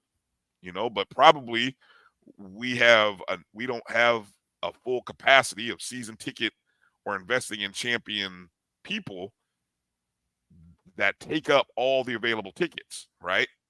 So you get first come, first serve, and then there's going to be a leftover for general, public. How many tickets can you purchase? Stuff like that, I don't know. That will be a phone call. You see that number there? That 850 number, the FAMU box office, that's who you call. And I'm sure. Good luck with that. You'll be leaving a message. Just let you know, you will be leaving a message. They'll call you back. Maybe. They call you back? No comment. Okay. Eventually they'll get back to you. It may not be it may not be when you want it, but they'll call you back. Make sure to leave your number and speak clearly. Any updates on parking? I don't know. Were there any updates on parking? She mentioned something, and I guess for those who may not have watched, I guess some of the intel, I guess they were doing the live show, the 220 QB Club, and she wasn't able to attend. But I don't know if she was listening or if someone sent her say, "Hey, you need to call in." But she called into the show, and Vaughn had the cell phone up to the mic, and she was trying to get details for parking. What I recall was that she mentioned that 200 spots needed to be reserved for the SWAC and their sponsors. For the SWAC, yep. And so everyone who had parking with their Investing in Champions, there's no guarantee that your spot's still available, but there are spots that you can purchase. I guess it's purchase. I don't know. I guess, reserve, but there's no guarantee that the spots that you had as a Investment in Champions would still be reserved, because this is a SWAC event and they're doing that. She did mention garage parking. I think she was going to check on that, but I think she said it may still be viable and you keep the same spot, but I'm not sure. She's going to check, and I'm just giving second, third hand from what she said over the cell phone. But a lot of seating, and some arrangements in the stadium. I think that she said north end zone, there's no travel back and forth, I guess, along the But the north end zone, that's not going to be. I didn't think that was going to be controlled by FAMU. No. What I'm saying is that I don't think there's going to be regular traffic, say, between the north and south ends of the end zone, because they don't want fans. I think the way she put it, or ways relate to her, and the way that I recall when she said it today, was they don't want any interaction with the student athletes and any of the fans as it relates to anything. My assumption, these are my words, not hers, but anything that could jump off. So they're not allowing, like, or it doesn't sound like allowing. We could review the tape for the 220 QB club when she was on there, but it sounds like we're not having traffic back and forth between the north part of the stadium and the second. Bull says it's the south end zone. The south end zone is where the field house is. Mm-hmm. That may be. So thanks for the clarity, but in essence, they're trying to minimize and control traffic around that area, so there won't be any interaction with the student athletes. So there's a few changes and things that I guess she'll have to. That makes sense. That whole thing should be cut off. There's way too many people that get it, that free pass walk through there anyway. So it just, hey, you want to, you got to walk around, or you got to walk the other way. I don't know. It's been that way before. It has, and look, there, more information will come out. You just got to be patient, folks. And I know we want more, and this is fluid. And again, like I said, FAMU wrapping up again, it's very unprecedented in the SWAC that a team has wrapped up the conference before the month of November. Usually this is about the time when maybe you've got one team already figured out and you then figure out the next team. You know what I'm saying? It usually comes down to the last week or two. So it's very unusual that Rattler Nation has been sitting on for 2 weeks. Ooh, when can we get our tickets? Come on, and it's like the SWAC is like, whoa, slow down, Rattlers, slow down. We got all these other championships that we're trying to finish up before we even get to football. So that's the truth. So just bear with. Mm-hmm. And I think she also mentioned there might be some sponsor zones. I think remember something about it because I listened to it again this afternoon. There sure Like will be a GM zone or some other zone, Pepsi zone or something like that. Some of the sponsors might have little display areas, I think, in and around the stadium. Once again, of course, if they're major sponsors, then they kind of have some leeway in that regard. So that's going to be some more footprint and real estate that's going to be taken up that otherwise might have been open or taken by some other school-specific entities. Mm-hmm. We appreciate you, Jaws. 2003.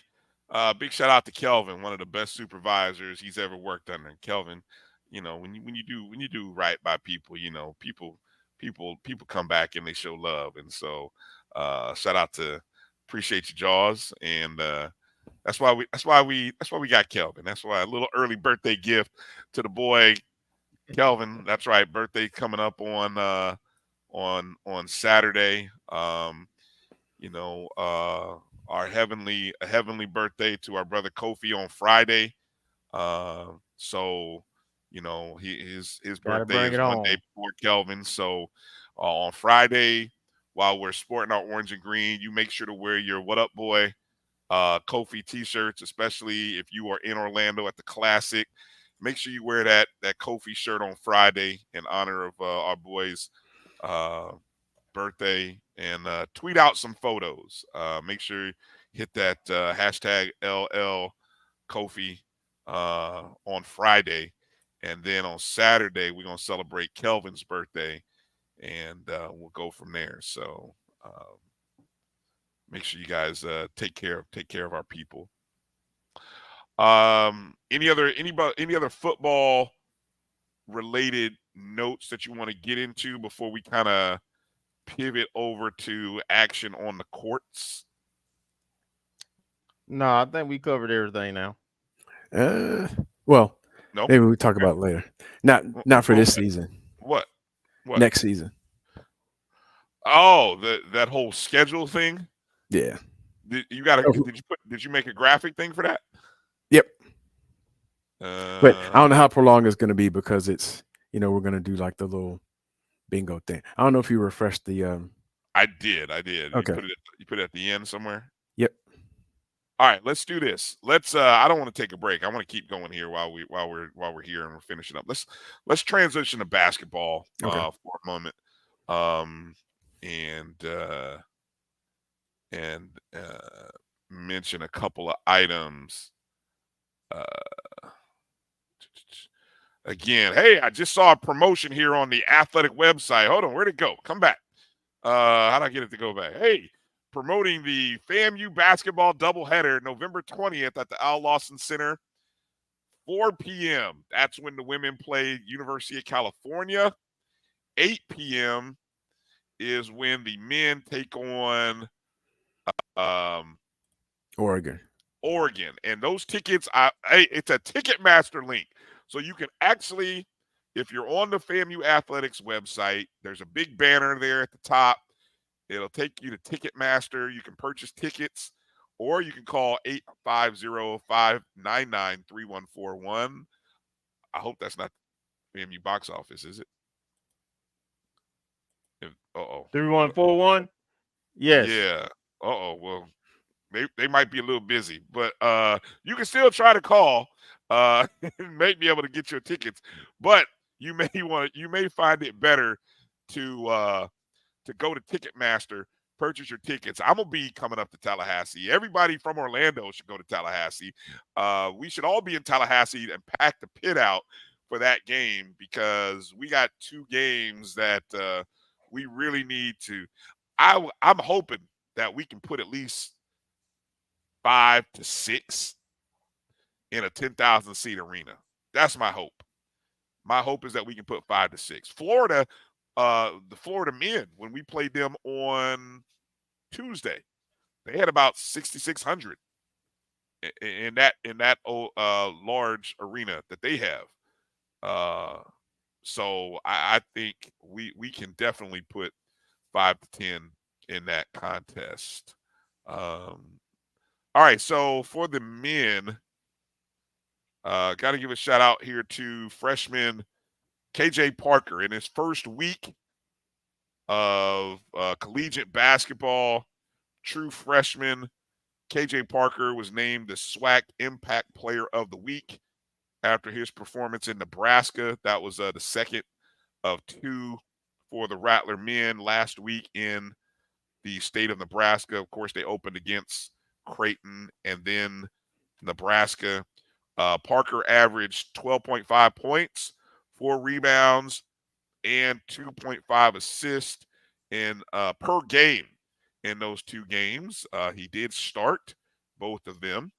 He led the Rattlers in scoring, rebounds, and assists at the Nebraska game with 13 points, 6 rebounds, and 3 assists.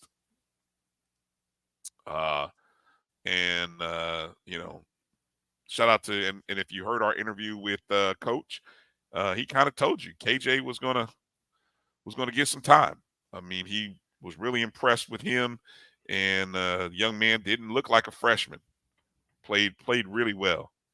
Yeah, and I think if you watched the Florida game, you came away even more impressed with him and the team. I think. Yes, we did lose, that game 89-68. But, I start thinking about the positives. That line opened at 27, shot all the way up to 34, which means people were putting a lot of money on Florida to beat us up. And we only lost by 21. So if you were a FAMU backer, hey, you were happy. You came away. We covered expectation. We played well. We scored 68 points. The previous 2 games, I think we had scored 54. 68 points is pretty doggone good, I think. And that young man right there, I need some more love. More love means Love Bettis. Get to know the name, ladies and gentlemen. Love Bettis Scored 24 points in the contest. His first of the season. His first Because came off the he didn't bench. play. Because he didn't play in Nebraska. I don't even think he made a trip. I think he made the trip. I don't think he played though. I think I saw No, he him. did not play. I know he did not play. Okay, well, he played in the Creighton game. I thought. No. Okay. All right. Anyway, but he played 27 minutes, shot 9 of 15 from the field, 3 of 5 from the 3-point arc, 3 of 3 at the free throw line. 24 points, had 4 steals, shot the ball and looked really well. Shannon Grant, our big fella, Shannon Grant, down low, he scored 15 points on 7 of 10 from the field in 22 minutes. Grabbed 4 rebounds. Keith Lamar had 8 points and 9 rebounds. Lamar played 25 minutes, just 3 of 9 from the field. But overall, a much better performance. KJ Parker, if you wanted to know, logged 32 minutes, scored 9 points. Had a tough shooting night, but he still he had 3 steals, 2 rebounds, 2 assists. Still a good game for him. Overall, I was impressed. FAMU, we outshot Florida from the 3-point arc, which is always, if you're going to stay in games against major opponents, is how you do in a 3-point arc. We shot 38.5% on 5 of 13 shooting. Florida was just 6 of 19, which is 31.6%. So that's pretty good, out shooting Florida. Problem was they outdid us, outbigged us down low. We had 34 points in the paint. They had 44. They went to the free throw line 25 times. We went to the free throw line 6 times. Oof.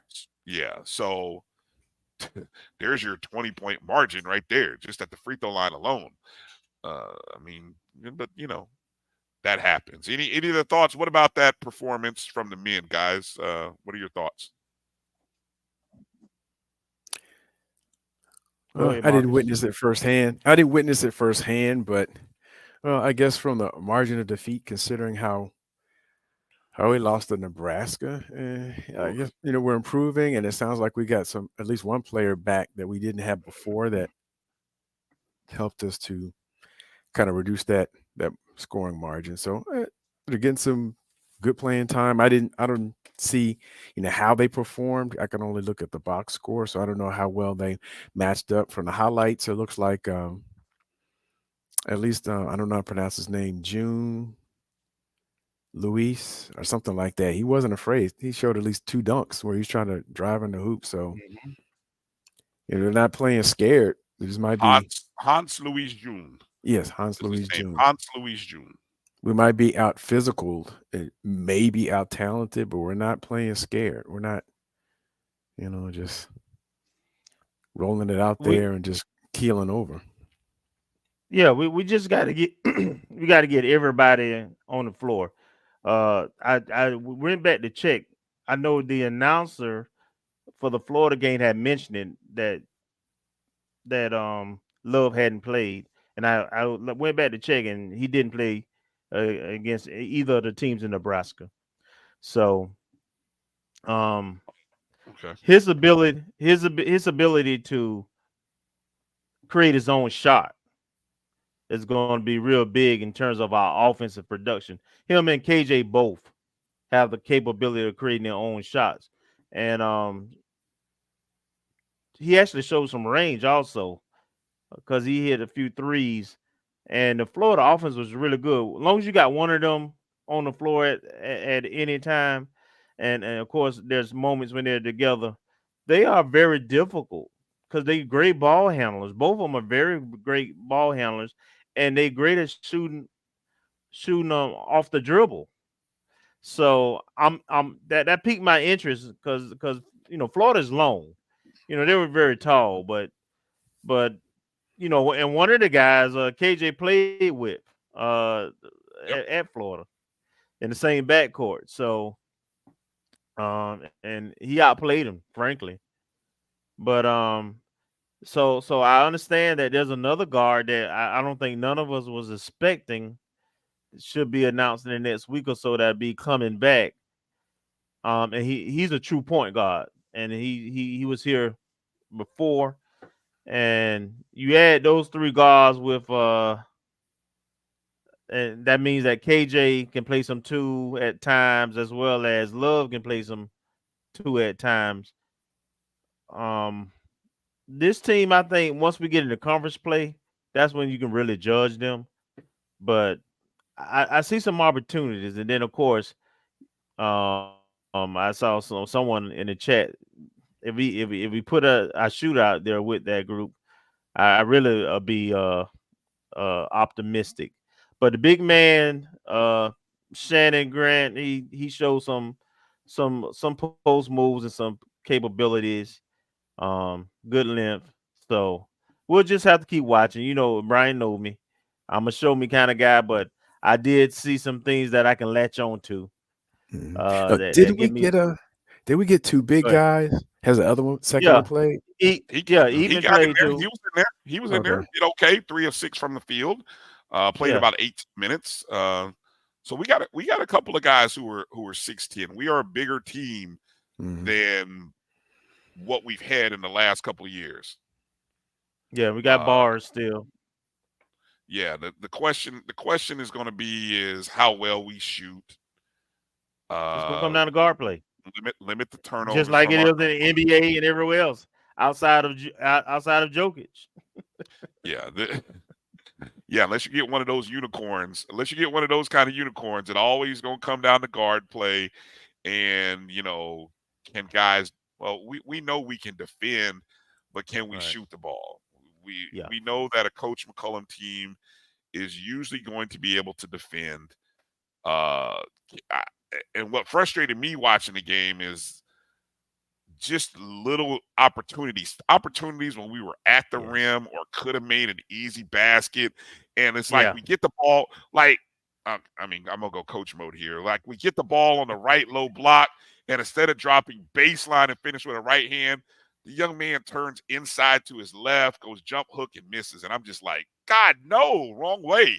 I'm like, drop baseline and slap the glass and put the ball. But I guess the kids don't slap the glass no more. They got to go dunk it. But back in the day, you would just drop step, slap glass, and go on down the other end. But anyway, that's neither here nor there. So again, opening night is Monday for the men, 8 p.m. against the University of Oregon. I don't know what more. Oregon is 2-0 on the year so far. If you want to get a good gauge of them, they play Tennessee State on Friday. So far, they're 2-0. They play Tennessee State on Friday at home. So this is really the first true road game for Oregon coming up to Tallahassee, or traveling out to Tallahassee. So we'll kind of see how they react to it. Quick mention about our women. The ladies came back from their Tennessee trip. They ended up losing to Florida 92-54. I don't know. Something must have gone on with the box score, because box score here on the website, the Twitter feed stopped posting tweets somewhere in the middle of the late third quarter. I know that I don't know what went on with that, but that was unfortunate. But the game was on, so who knows? Maybe we could have, if I hadn't fallen asleep at the couch watching that game, I could have maybe retweeted some stuff. But the Lady Rattlers are 0-3 right now. Watch that game.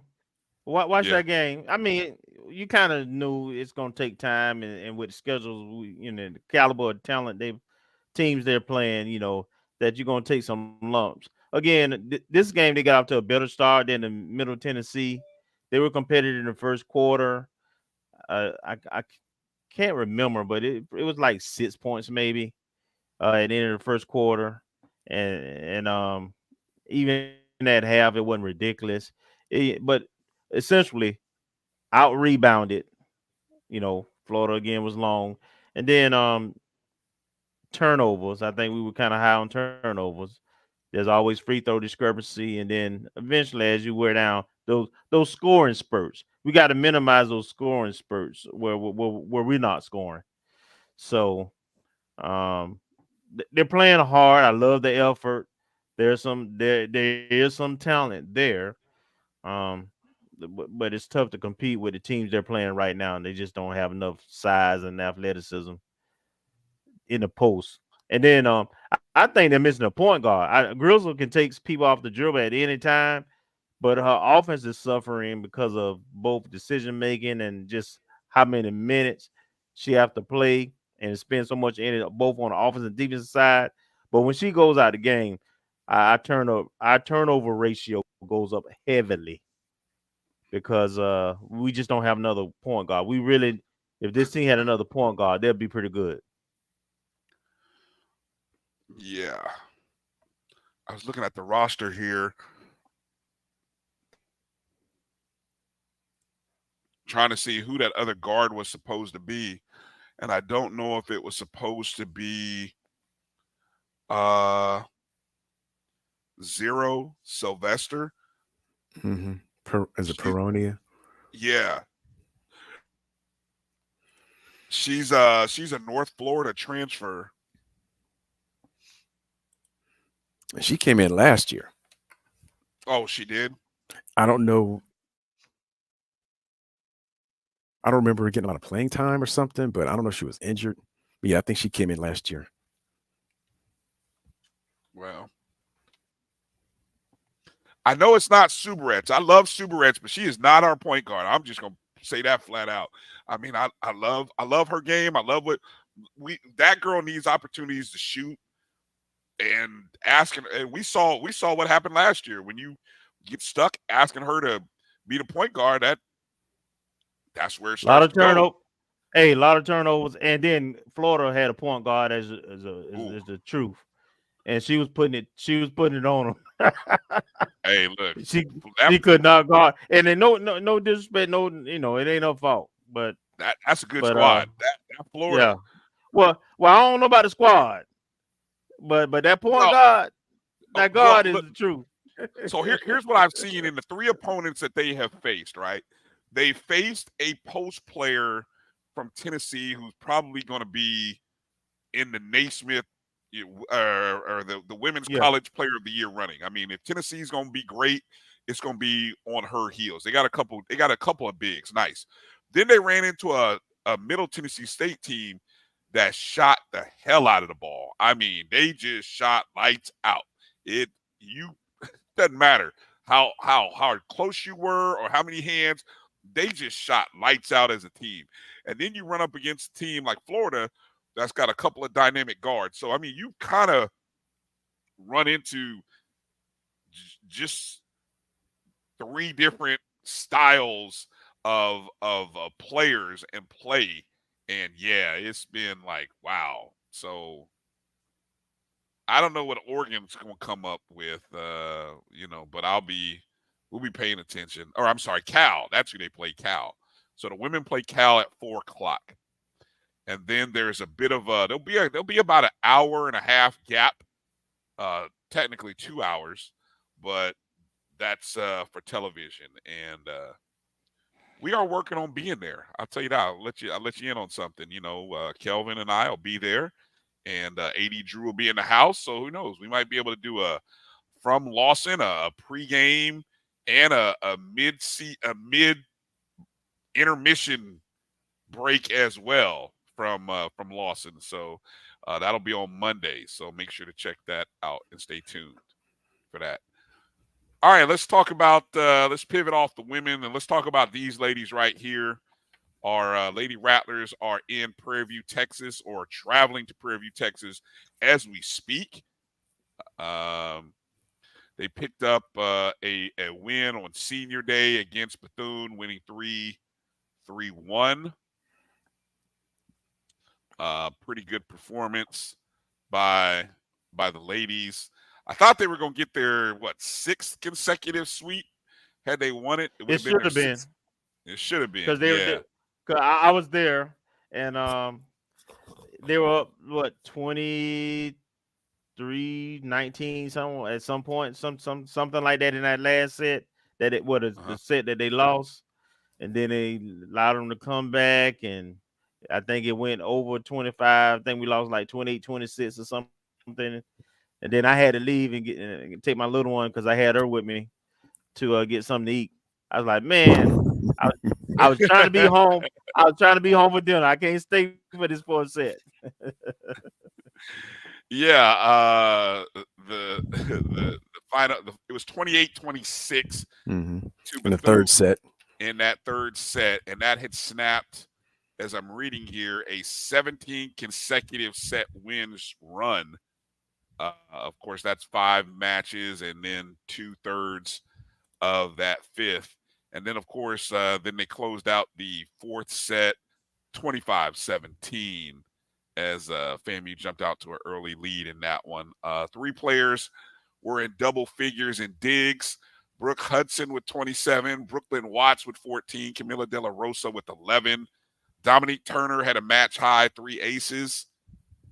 We never trailed in the first and second set. Melania Thornton.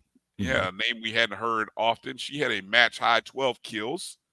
And De La Rosa recorded a match-high 33 assists. The awards will probably come out tomorrow. They usually do the awards the day before. The tournament starts on Friday. So tomorrow, at some point in the afternoon or late, maybe early evening, they'll have their honors. And I think I'd be shocked if Brooke Hudson is not the defensive player or libero of the year. I think Camila De La Rosa may be in the hunt for newcomer of the year or setter of the year, one of the two. Although the young lady from Alabama State who recently set a record, she might be in the running as well. And with them being unbeaten, that may give her the edge. And then really player of the year is what's going to be interesting.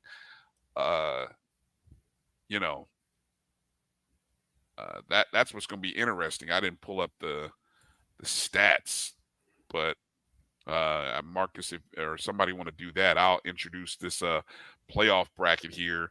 Those were the final scores from the last weekend on the volleyball circuit.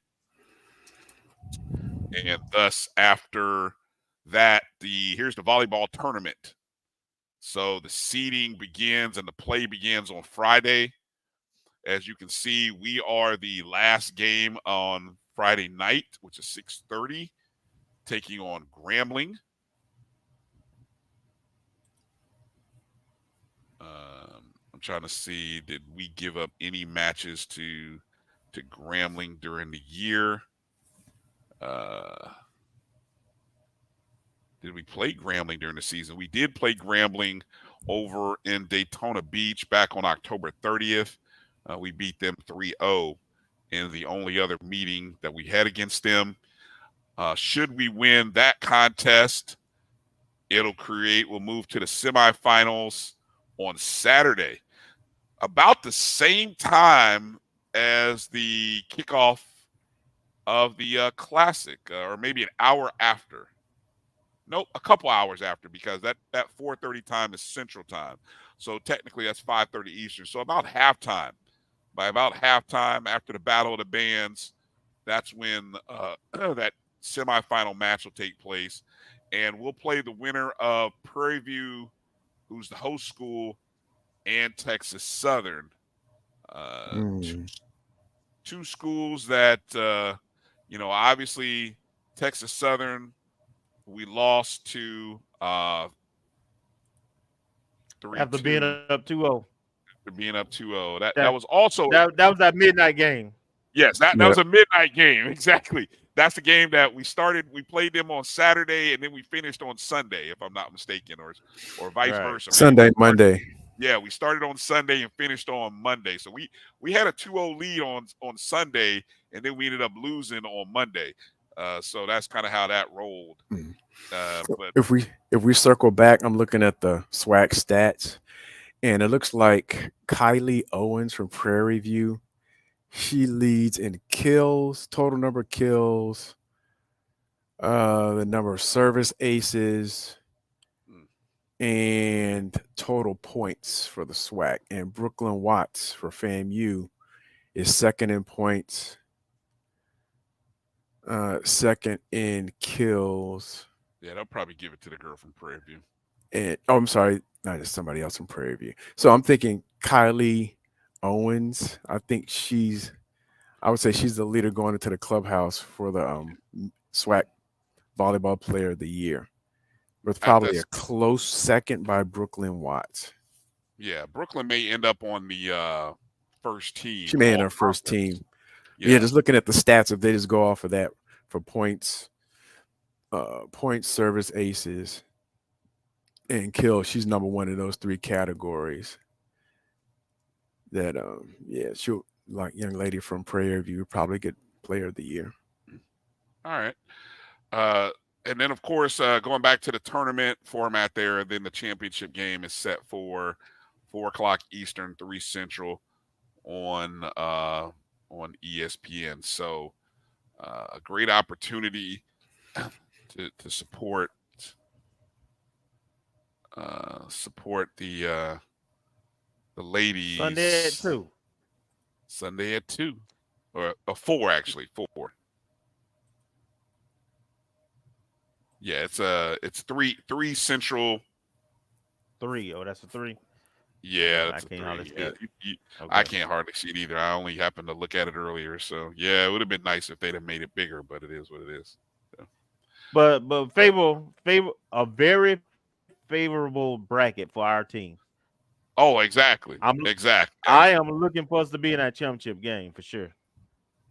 Yeah, I would love to see the two Alabama schools have to face off in the semis on the other side of the bracket, and at that point, you throw that 1 versus 4 seed stuff out the window, because that's Bulldogs and Hornets, and who knows, the Hornets could actually win.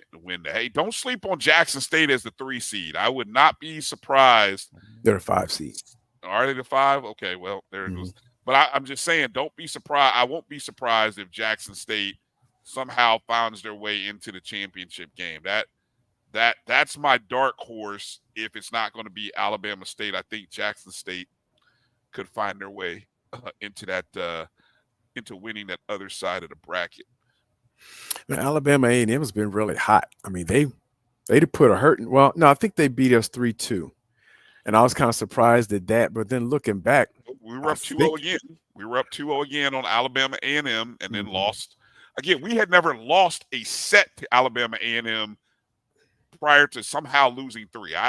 That's what I would have loved to have talked to Coach Gokon and find out what happened in that game against Alabama A&M. There, we hadn't lost to them in forever, and then we just all of a sudden, lost 3 straight. We just have games. Hey, we just have games. It happened to us the third set against Bethune. We have a set where we make a lot of service errors, and we make a lot of kill errors where we hitting the ball too far and so forth. And it seems to snowball, and it takes us a set to get back reset. That's what I've seen, but. It's unusual because we've lost at least 5 games this year in 5 sets, and almost all of them we were up 2-0. Yeah. In conference and non-conference. Yeah. Because I think, who was it, Citadel or somebody, we lost. We played them twice for some reason. Once in in an early season tournament, and another basically in South Carolina. We lost 3-2, both of those, because it seemed like early on in the season we were hovering around, we were below 500, but if it not for 2 or 3 5-set losses, we might have been at 500 just in our conference schedule at some point in the season, like early on, like September. Mm-hmm. All right, Marcus, I want to give us a few minutes here, maybe about 5 minutes or so, Oh yeah, and just that's kind fine. of put a bow on these recruiting nuggets. We appreciate you kind of putting together the graphics here on all of the recruits. So let's move through these by you got them by sport and name. So let's move through what we got here. Yes, this is softball. I could not find the second person that Coach Patterson mentioned last week that was offered. I didn't see anything out there, but this is the person we actually spoke about last week, Braxton Battle from Grayson High School in suburban Atlanta. And those are her accolades. She made the all-region team for fall softball. So this is only updated through the fall season. Of course, so they're graduating spring 2024. We'll update certain pieces of it for her team record and any accolades she gets after the spring season. All right, moving over from the softball field to the volleyball court, we got a pair of volleyball players. Yes. No, we had the great opportunity to meet Miss Johnson last week, her and her family. She's on the second slide of this. But while I was searching for that second volleyball recruit, I came across this name. I'm sorry, second softball recruit. Found this second volleyball recruit, Tamia Coleman, out of Palm Beach Central High School, and she actually plays basketball as well. So, and I didn't see any accolades for volleyball, and I did a quick search, but she made second team. I'm sorry, she was a captain for the Palm Beach Central last year in 22-23, and she made second team basketball for the Palm Beach Post, an all-county team. And she goes about 6'2", 190, according to what I could find from her basketball. And the team made it through the district semifinals in Class 7A. But she's a volleyball recruit. She's a volleyball recruit. Okay. Oh. Interesting. I wonder if Coach Gordon knows about her. There, of course, is our good friend, Natalie Johnson, friend of the show, who came on last week, a legacy rattler. So good to see Natalie. Cool picture. For volleyball, yep. And the next few will be all baseball, and some of these I think we covered last week. Justin Lopez we did talk about last week. So I guess it went to, I don't know if the TXL Academy, if TNXL Academy, if it's post-secondary or a high school specifically for baseball, because I thought the last thing I saw from him was Lake Mineola in 2023, but then it listed him as a junior in Max Preps, and then next thing you know is at TNXL. So I don't know if it's like a finishing school or a post-secondary school, or if it was like a IMG Academy type for baseball.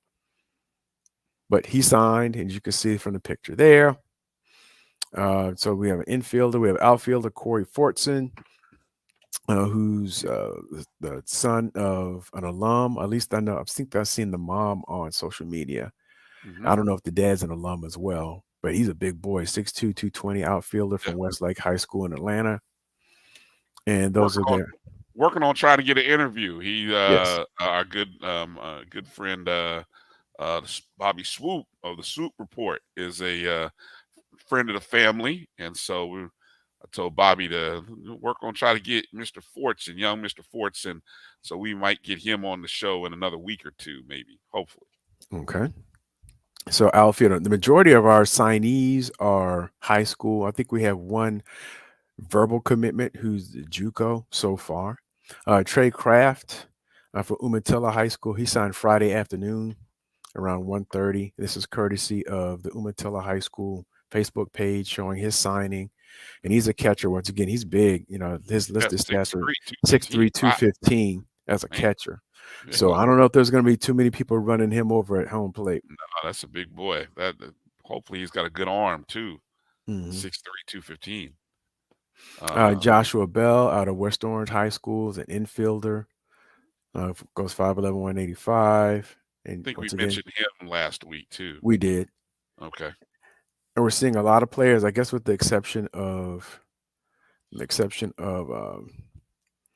Kraft. All of them seem to be either the top level or one tier below of competition or classification in the state of Florida. Jay Campbell out of Leon High School, going 5'11", 200 at third base. And we see they made the regional final. Garrett Workman, this signing just came through today. He verbally committed, I think, in August or September. But his signing, literally, the pictures just came out today, and I was checking. He's a pitcher, and for North Florida Christian, playing at the Class 2A level, but he was all Democrat, the Tallahassee Democrat, all Big Bend first team baseball team. So I'm hoping, I'm expecting that means he's got some talent, and it was perhaps maybe even a coup type signing for us. Yes. You always want to find out what's his fastball clocked at. Is it clocking in the 90s?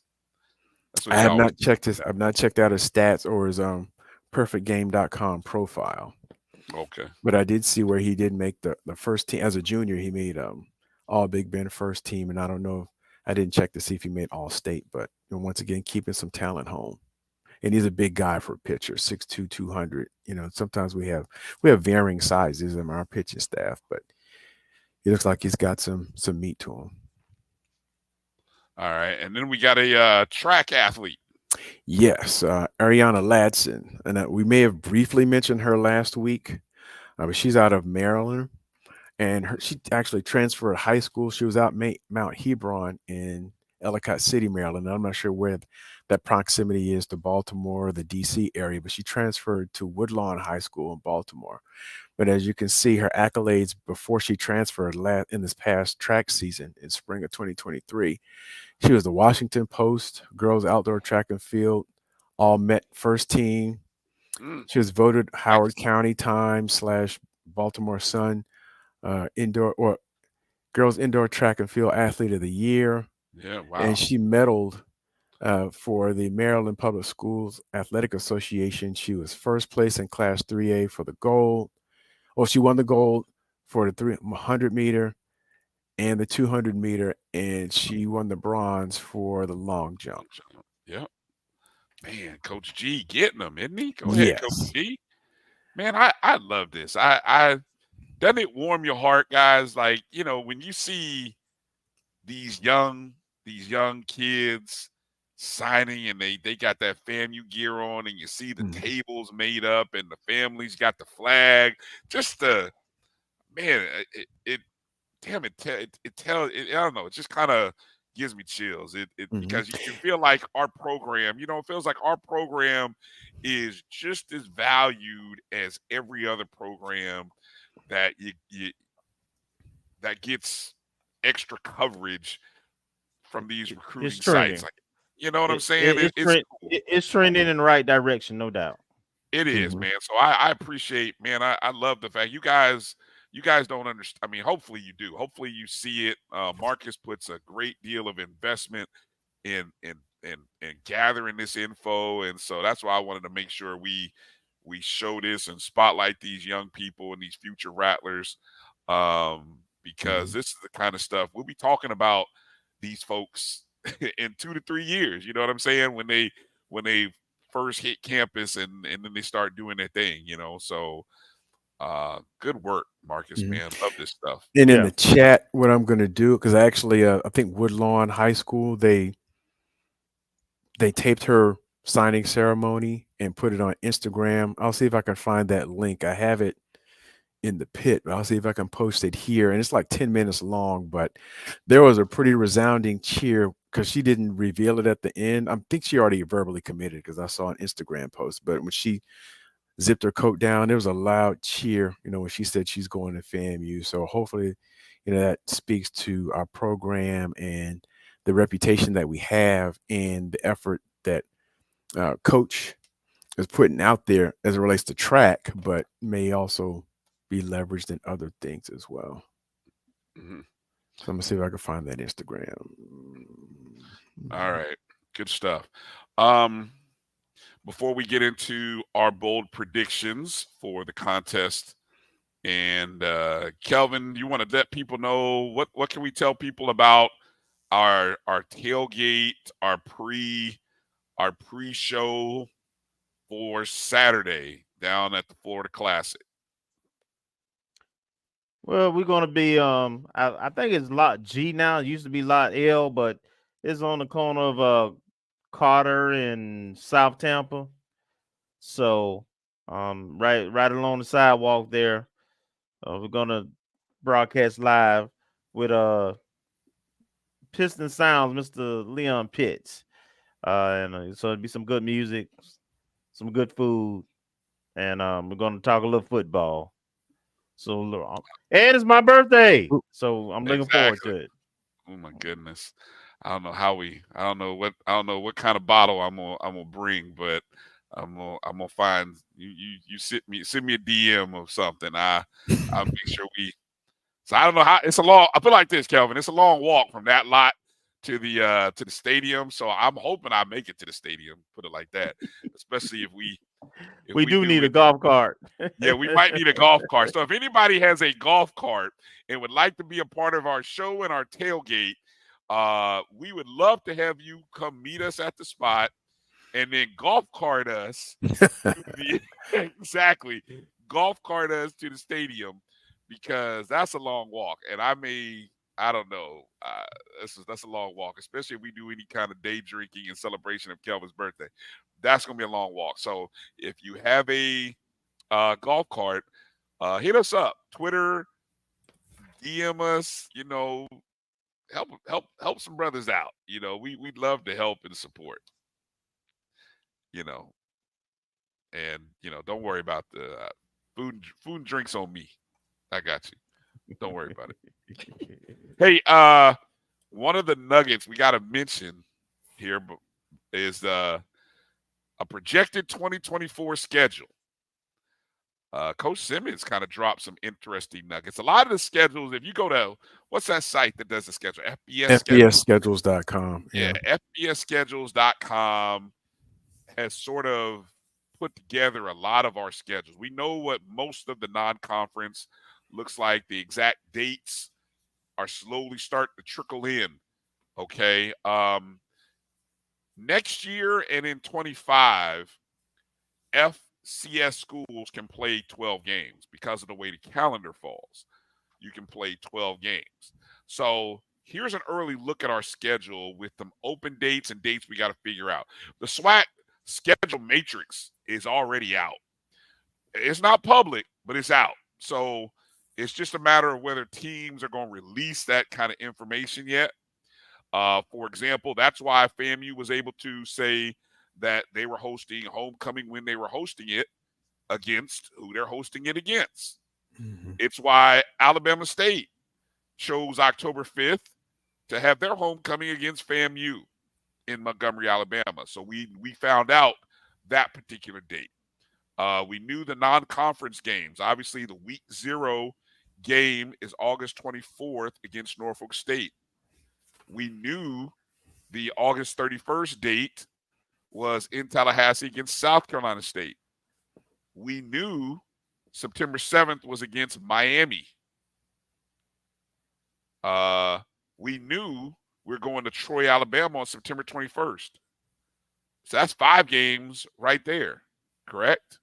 Mm-hmm. And the first 4 we've known for months because they were mostly out of conference contracts. So the big questions were the scheduling dates for the conference games. And so Alabama State, I'm sorry, the SWAC conference game. So I think that was last week when Alabama A&M announced when we would play them, or maybe a week and a half. I'm saying Alabama State, and then like a week and a half ago, maybe 2 weeks is when we said something about homecoming. Right. So we announced that, hey, so obviously we got 2 back-to-back weekends, which is interesting because usually we kind of try to have a bye before homecoming, but not so much this year. So that's going to be a crazy week where, October, and of course this is unofficial, I'll say that, but Coach Simmons did kind of put it out there in the 220 Club that we're playing Southern the week before homecoming. Well, we knew homecoming was on November 2nd, and guess what? Guess it was the week before. Southern, we knew the Florida Classic was on that date listed there. All right. Well, I don't think it's been released yet. We're kind of guessing just based on having 14 weeks of 14 Saturdays within the But I'm gonna tell you, framework. that may be off, though. I'm gonna tell you why that may be off. You got to find out when Thanksgiving is, because if Thanksgiving is It's after that. It is. I think it's after? like the 27th or 28th. Okay, Yeah. so then you're probably right then that is the Florida Yeah. Classic week, Yep. which is always before Thanksgiving because the Bayou is after. So then that means we've got 2 open dates in November. We're just waiting to see. So what we've already done is half of the SWAC schedule is figured out. Okay. Mhm. We do know that, let's see, Mississippi Valley State comes to FAMU. Mhm. We go to Jackson. We go to Jackson State. That's We another go to team. Prairie View, We go to Prairie View. and A&M, Alabama A&M comes to And us. then Alabama A&M comes to us. So now the question is, those 4 games, and that's what you see down there at the bottom: Jackson State, Valley, Prairie View, and A&M. Where they get placed. And Kelvin, correct me. I mean, not correct me, but when we have 14-week seasons, do we usually get 2 byes? Do we usually, or we still have the one? When you play week 0, yes. If you didn't have week 0, then you only get the 1. Okay. So somehow, I mean, if we were to, play schedule bingo, we'd have to figure out where we think the best guess for the bye is and for the other thing. Because I was looking at it. It seems like we always seem to play Valley when we play them in Tallahassee. At least the 2 times, at least the 1 time we have, it was in September. And I think for them, when we go there, it always seems in October. I don't know if it's always going to fall the same, but I was trying to figure out, where our first bye and where Valley is going to fall, where Jackson State's going to fall. And Jackson State's the wild card because we typically play them in the first game of the season. So there's no calendar, there's no pattern. If I had to guess, I know Coach Simmons probably pushing for that September 14th date as the first bye. I would agree. I would too. I would push for that to be the bye, especially after playing Miami and thus playing 3 games in a row. That early in the season, I would push for that to be the bye. I would. And if that's the case, my best guess, at least our first bye would be the 14th. Then my next guess would be on the 28th, probably Valley. So we'd have a home game in between Troy and Montgomery. So which two? Between Troy and I'm sorry, two home games, Prairie View, Valley, and Alabama A&M. Valley and A&M. Okay, so that'll give us a total of 5, right? 5 home games, potentially. Yes. Okay. Now, here, let me drop a nugget out here. A good friend of mine, a reliable source, has told me that there's work going on to potentially get one of those home games moved to a neutral site. Potentially somebody wanting to come in to offer, and I'm not talking Orange Blossom Classic, so let me. I know what I know what they're referencing. That was one of the questions, and I don't know what you guys are referencing. We can talk about it offline, but that was one of the questions in the 220 QB Club that led to the revelation of Southern. Somebody asked, "What have you heard about?" Asked Coach Simmons something about a game in Jacksonville, and he was saying, "Well," and I'm summarizing, and he can may correct me if I'm wrong, but in essence, it came out. He's like, "Well, we already know, if they're gonna move a game, we've already got things scheduled out." He said, "We've already got our non-conference kind of scheduled out through 229. I've only seen up through 2028 with UGA, I think, but he said up to 229, and the SWAC schedule is already decided for 2030. So if somebody's gonna move a game, they're gonna have to pay us. We're not. He said, we're not doing it for a ham sandwich or anything else. You got to pay for the whole show." And with that, that's when he said, And I think someone Yep. else may have chimed in or followed up and said something about Alabama State scheduling us for homecoming. And he was like, well, it's like this. You try to schedule teams that, at least FAM tries to schedule strategically where we don't have teams that we know are going to already draw to have them as a home game. We try to have teams that may be far flung and may not bring as many fans or have as intense a rival, because you want to have basically two homecoming-like experiences with the true homecoming and Southern. He's like, yeah, we played Southern the week before homecoming, but Southern could have just easily been our homecoming, but we decided not to do that because we want to make sure we get a bang for the buck. So that's kind of how he secondhand revealed that the Southern game, but it was in the context of answering the question about being scheduled for Bama State's homecoming and whether it was disrespectful, and also the prospect of a non-conference game in Jacksonville. And he said, well, if somebody's going to come, they have to come correct and really correct.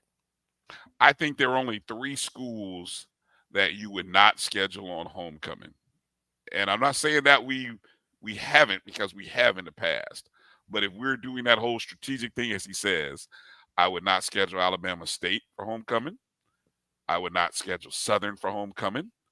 And I would not schedule Jackson State for homecoming, because those are going to be draws regardless, and those are going to be big draws. Everybody else is open for fair game to come to homecoming.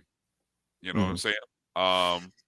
So that's how it came about in terms of revealing that Southern date. I mean, he wasn't pressed, but it just kind of slipped rolled out the tongue. Yeah. And I'll say this about the whole Jacksonville thing, and I don't know if that's I'll be honest, I don't know if that's the rumor or not. I just know somebody told my source told me there was a game that might come off the ledger. And if it happened, looking at this schedule and looking at who's left, I would say I would want the Alabama A&M game if I'm the city of Jacksonville, or go one step further. Would it be potentially the city of Mobile, Alabama, coming to FAMU and saying, hey, FAMU, we'd like to, offer you a whole lot of cash to bring your home game against Alabama A&M to Mobile. We know Mobile has hosted Alabama A&M many times before, and it's a straight shot across I-10 for us, and a straight shot down 65 for them. I think it makes sense. I think so. Okay. That's just 2 cities that I would guess on. Again, I'm guessing. Yep. Kelvin's okay. I'm on the right page. I'm going in the right direction there, Kelvin. I think we on the same page. There you go. So, so it'll be interesting to see. And then, of course, I think the second bye would come after homecoming November 9th. I would think you'd have a bye week November 9th. And if you're lucky, so who we pencil in for, say, if we assume the 28th of September, if that's going to be a home game, and maybe Valley, just based on the last time we played them and Tallahassee, I think it was like late September. Say if we pencil in Valley there, who are we looking at for the 12th and the 19th?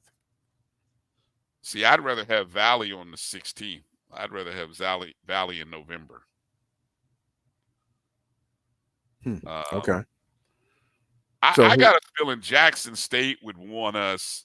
See, the thing is, you would hate to try to have 3 road games in a row. That's the worry about, and I see what you're talking about trying to pencil in Valley in the 28th, so that way you're not playing 3 road games, right? I heard some rumblings. I would think Jackson State is in one of those October slots on the road. I think I would too, and if I were guessing, I would guess it'd be the October 12th, because it falls kind of in the middle of the month, and they don't have to use it as a homecoming game.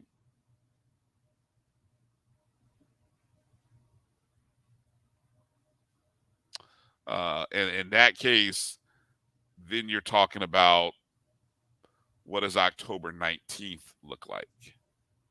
That could be a candidate for the Alabama A&M game. Yes, exactly. And it would make sense if you moved it, if it did happen to move. Or Prairie View. Ooh, but that's 3 straight away games. That's 3 straight away games. See, I think you try to avoid 3 straight road games in 3 weeks. The conference decides that. I think the conference would try to avoid you having it. They would try to have you avoid playing 3 in 3 weeks. Now, not necessarily 3 in 4 weeks, though. So that's where your bye comes in. Right. Yeah. Because we had that this year. Exactly. In October. In October. We had 3 straight road games with a bye. I don't think they would do. I think we would fight that and just kind of be like, hey, we had no home games in October. And they're like, oh, you got – so I think we would fight to get 2 home games in October. So, yeah, now if we choose to give one of those home games away, that's on us, I guess, at that point, you know. But, yeah, interesting opportunity. So, again, that's kind of what the speculation is. 4 teams for 1, 2, 3, 4, 5, 6 games, 6 weeks, which would so basically 2 byes and 4 opponents. So how would that look? There's Mike. Yeah, Mike, that's not happening. I don't think that would happen. It would make the most sense. I do agree. It would make the most sense because straight shot down 95 for them. And we've done it before. We have done it before. But But you heard Brad. This administration wouldn't want that. I don't think this administration wants that. Not after all the fuss about playing it at home. She would take the administration would take some egg on their face for that one. Yeah. And we've got a lot of road games early, so yeah, the coach probably wouldn't be happy with that either. No, I don't think he would either. All right, let's talk bold predictions and then ready to get out of here for this show. Marcus, what kind of bold prediction do you have for this Florida Classic? I'm not sure. Something strange is going to happen. I mean, I know it's ambiguous, but in a game like this, something weird always happens. Like, I want to say, what was it? Was it when Leroy Van was there? When we had either 2 or 3 straight kick returns for a touchdown or something like that. There was one game where it's like back-to-back and maybe even back-to-back-to-back kickoff returns for TDs. I think it was 3 kickoff returns. I think so. It was So I'm not predicting that, but something weird that's unusual is going to happen in this game. I don't know what it is, and I can't even speculate. But that's not bold. Come on, give me something bold. Think out the box. What hasn't happened this year? We've had a kick return. I tell you, we still have not had a punt return touchdown. I was going to say we have not had a punt return for a touchdown this year. We had kick return. Yeah, we could have a punt return touchdown, unless you were going to take that one. I guess that's the. But I mean, I'm something more weird than that because we've seen like 2 back-to-back kickoff return or 3 back-to-back kickoff returns. Now that's weird in a classic game. So I don't know if that's going to happen again ever in life, but something like that, like I don't know, like the QB throwing the ball the wrong way or something like that. Oh Lord, BCU quarterback. Oh, okay, thank you. It's like, oh Jesus. So all right, I'm gonna just go. I'm just saying, all right, back-to-back kickoff return touchdowns. Okay, back-to-back kickoff return touchdowns. Kelvin, you want to go last or you want me to go? You go. All right. You go. In honor of his last regular season game, his last Florida Classic, I'm going to go with my quarterback. I'm going to go with my guy. The last time I made a bold prediction with him, he came through for me. So I'm going to go deep in the woods with this one. 20-plus completions for Jeremy Musa. 350-plus passing yards. Not 1, not 2, not 3, 4 passing touchdowns. I got a feeling the receivers catch balls and all kinds of good stuff happens that maybe should have happened this past Saturday and other Saturdays. And it's just like it all comes together. So I'm going with the trifecta. Jeremy Musa, 20-plus completions, 350-plus passing yards, four passing touchdowns. That's bold. Beat that, Kelvin. What you got? We set a lot of guys on the offensive side, especially BCU defense, and in particular Robinson is pretty elite, but his secondary is pretty good. So I'm not going to touch the offense, our offense versus their defense. Their offense, the quarterback play is mediocre. They've had some success running the ball. Our defense is not one that gives up a lot.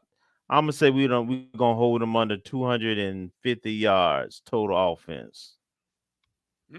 Okay. And let's go at least 2 turnovers and 2 sacks. At least. I think that's fair. At I think all of that. I don't think that's bold. I think that's very doable. I'm going with what I know. Going with what I know. Okay. Okay. So again, we want to thank Brad Gillens for coming in and joining us earlier in the show. Just a simple reminder again for all of you, Friday, November 17th would be our brother Kofi's 53rd birthday. And so I'm asking all of you who watch the show or love Kofi, and if you bought a What Up Boy t-shirt, I'm going to ask you to wear that shirt on Friday. If you're in Atlanta, or I'm sorry, Orlando, wherever you're at. You may be in Atlanta. You may be in Tampa. You may be in D.C. Wherever you are, wear that shirt. Take a picture. Wherever you are, fangs up, and hit the hashtag LL Kofi. And that's what we're going to do on Friday. And then on Saturday, we're going to celebrate Kelvin Rozier's birthday. Kelvin, you want to tell the people how old you're going to be, or are we keeping that a secret? I mean, man, you don't gave it away. Everybody know me and Kofi one day apart. I did. Story. Oh, I did. Okay, well then there you go. So, but no, I'm very proud. I'll be very proud. 53. There you go. Amen. Amen. So we're gonna celebrate. We're gonna be at the tailgate spot. Pistons down on South Tampa and what's the street? Carter. Right? Yes. Carter, near lot GF. I don't know.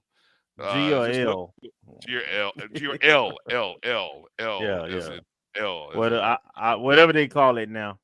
Yeah, but so be looking out for an announcement about that. We'll probably kick that maybe about 11 o'clock-ish. You know, we're going to try to do the tailgate and the show, and then give us enough time to kind of soak it up again. Anybody with a golf cart, we'd appreciate you, giving us that extra ride up to the stadium, because that's going to be a hump. The show, free drink and food for you. If you do that, we'll have a bottle, and we're going to have a toast to Kelvin on another birthday. So you come out and join us. Those of you who are fans of the show, make sure you come out and join us. Let's be ready to tailgate. Have a great time in the city beautiful. Lots of things to do, whether you're going to go to Universal, City Walk, Disney, if you're going to the Battle of the Bands downtown. I mean, there's so much to do in this city, even just hanging out downtown. Be safe and wear orange and green with a lot of pride, because this is a great game and a big weekend for Rattler Nation. And we can get our 10th win, which I think I heard is the first time since 98. First time since 98, I think. Well, Gerald said first time since 99 because of the playoff wins, but for regular season, 10-win season, 98's the correct seed year. Okay. Well, still a long time. I was just finishing up then. Wow, that seems like forever. But 98, 99, that's a long time ago. That's kind of why we got started doing this Black College Sports Network thing, because of those teams back then. So I would love for this team to get their 10th and love for it to happen at the Florida Classic. And one last regular season game before we get the SWAC championship on December 2nd. So let's have fun and watch how it all breaks out. Thanks to everybody for watching. Hit the thumbs up or the like button wherever you are. And make sure to share the show. You can find us, of course, on the Black College Sports Network. You can find us on our own YouTube page at O&G StrikeZone. You can download the podcast later on the BCSN Pod Zone. Everywhere you listen to podcasts, Amazon Music, Spotify, iHeartRadio, Apple, Google Podcast. Download, rate, review, subscribe, all that good stuff. Thanks up, Rattler Nation. Make sure to be nice to those kitty cats. They're going through a tough time. Meow, meow, kitty cat, meow, meow, kitty cat. Don't be too mean, kitty cat. And, we scoot them on their way. Give them a little bowl of milk and say, have a good day, kitty cat. All right, that's going to be it. For Marcus and Kelvin, I'm Brian Fulford. Thanks up, Rattler Nation. Strike, and strike even harder at the rest of them folks that you see out there on those mean streets, especially on the internet. Don't let them get to you, because we are the champions of the East, soon to be the SWAC and the nation. I just had to say it. All right, peace out, everybody.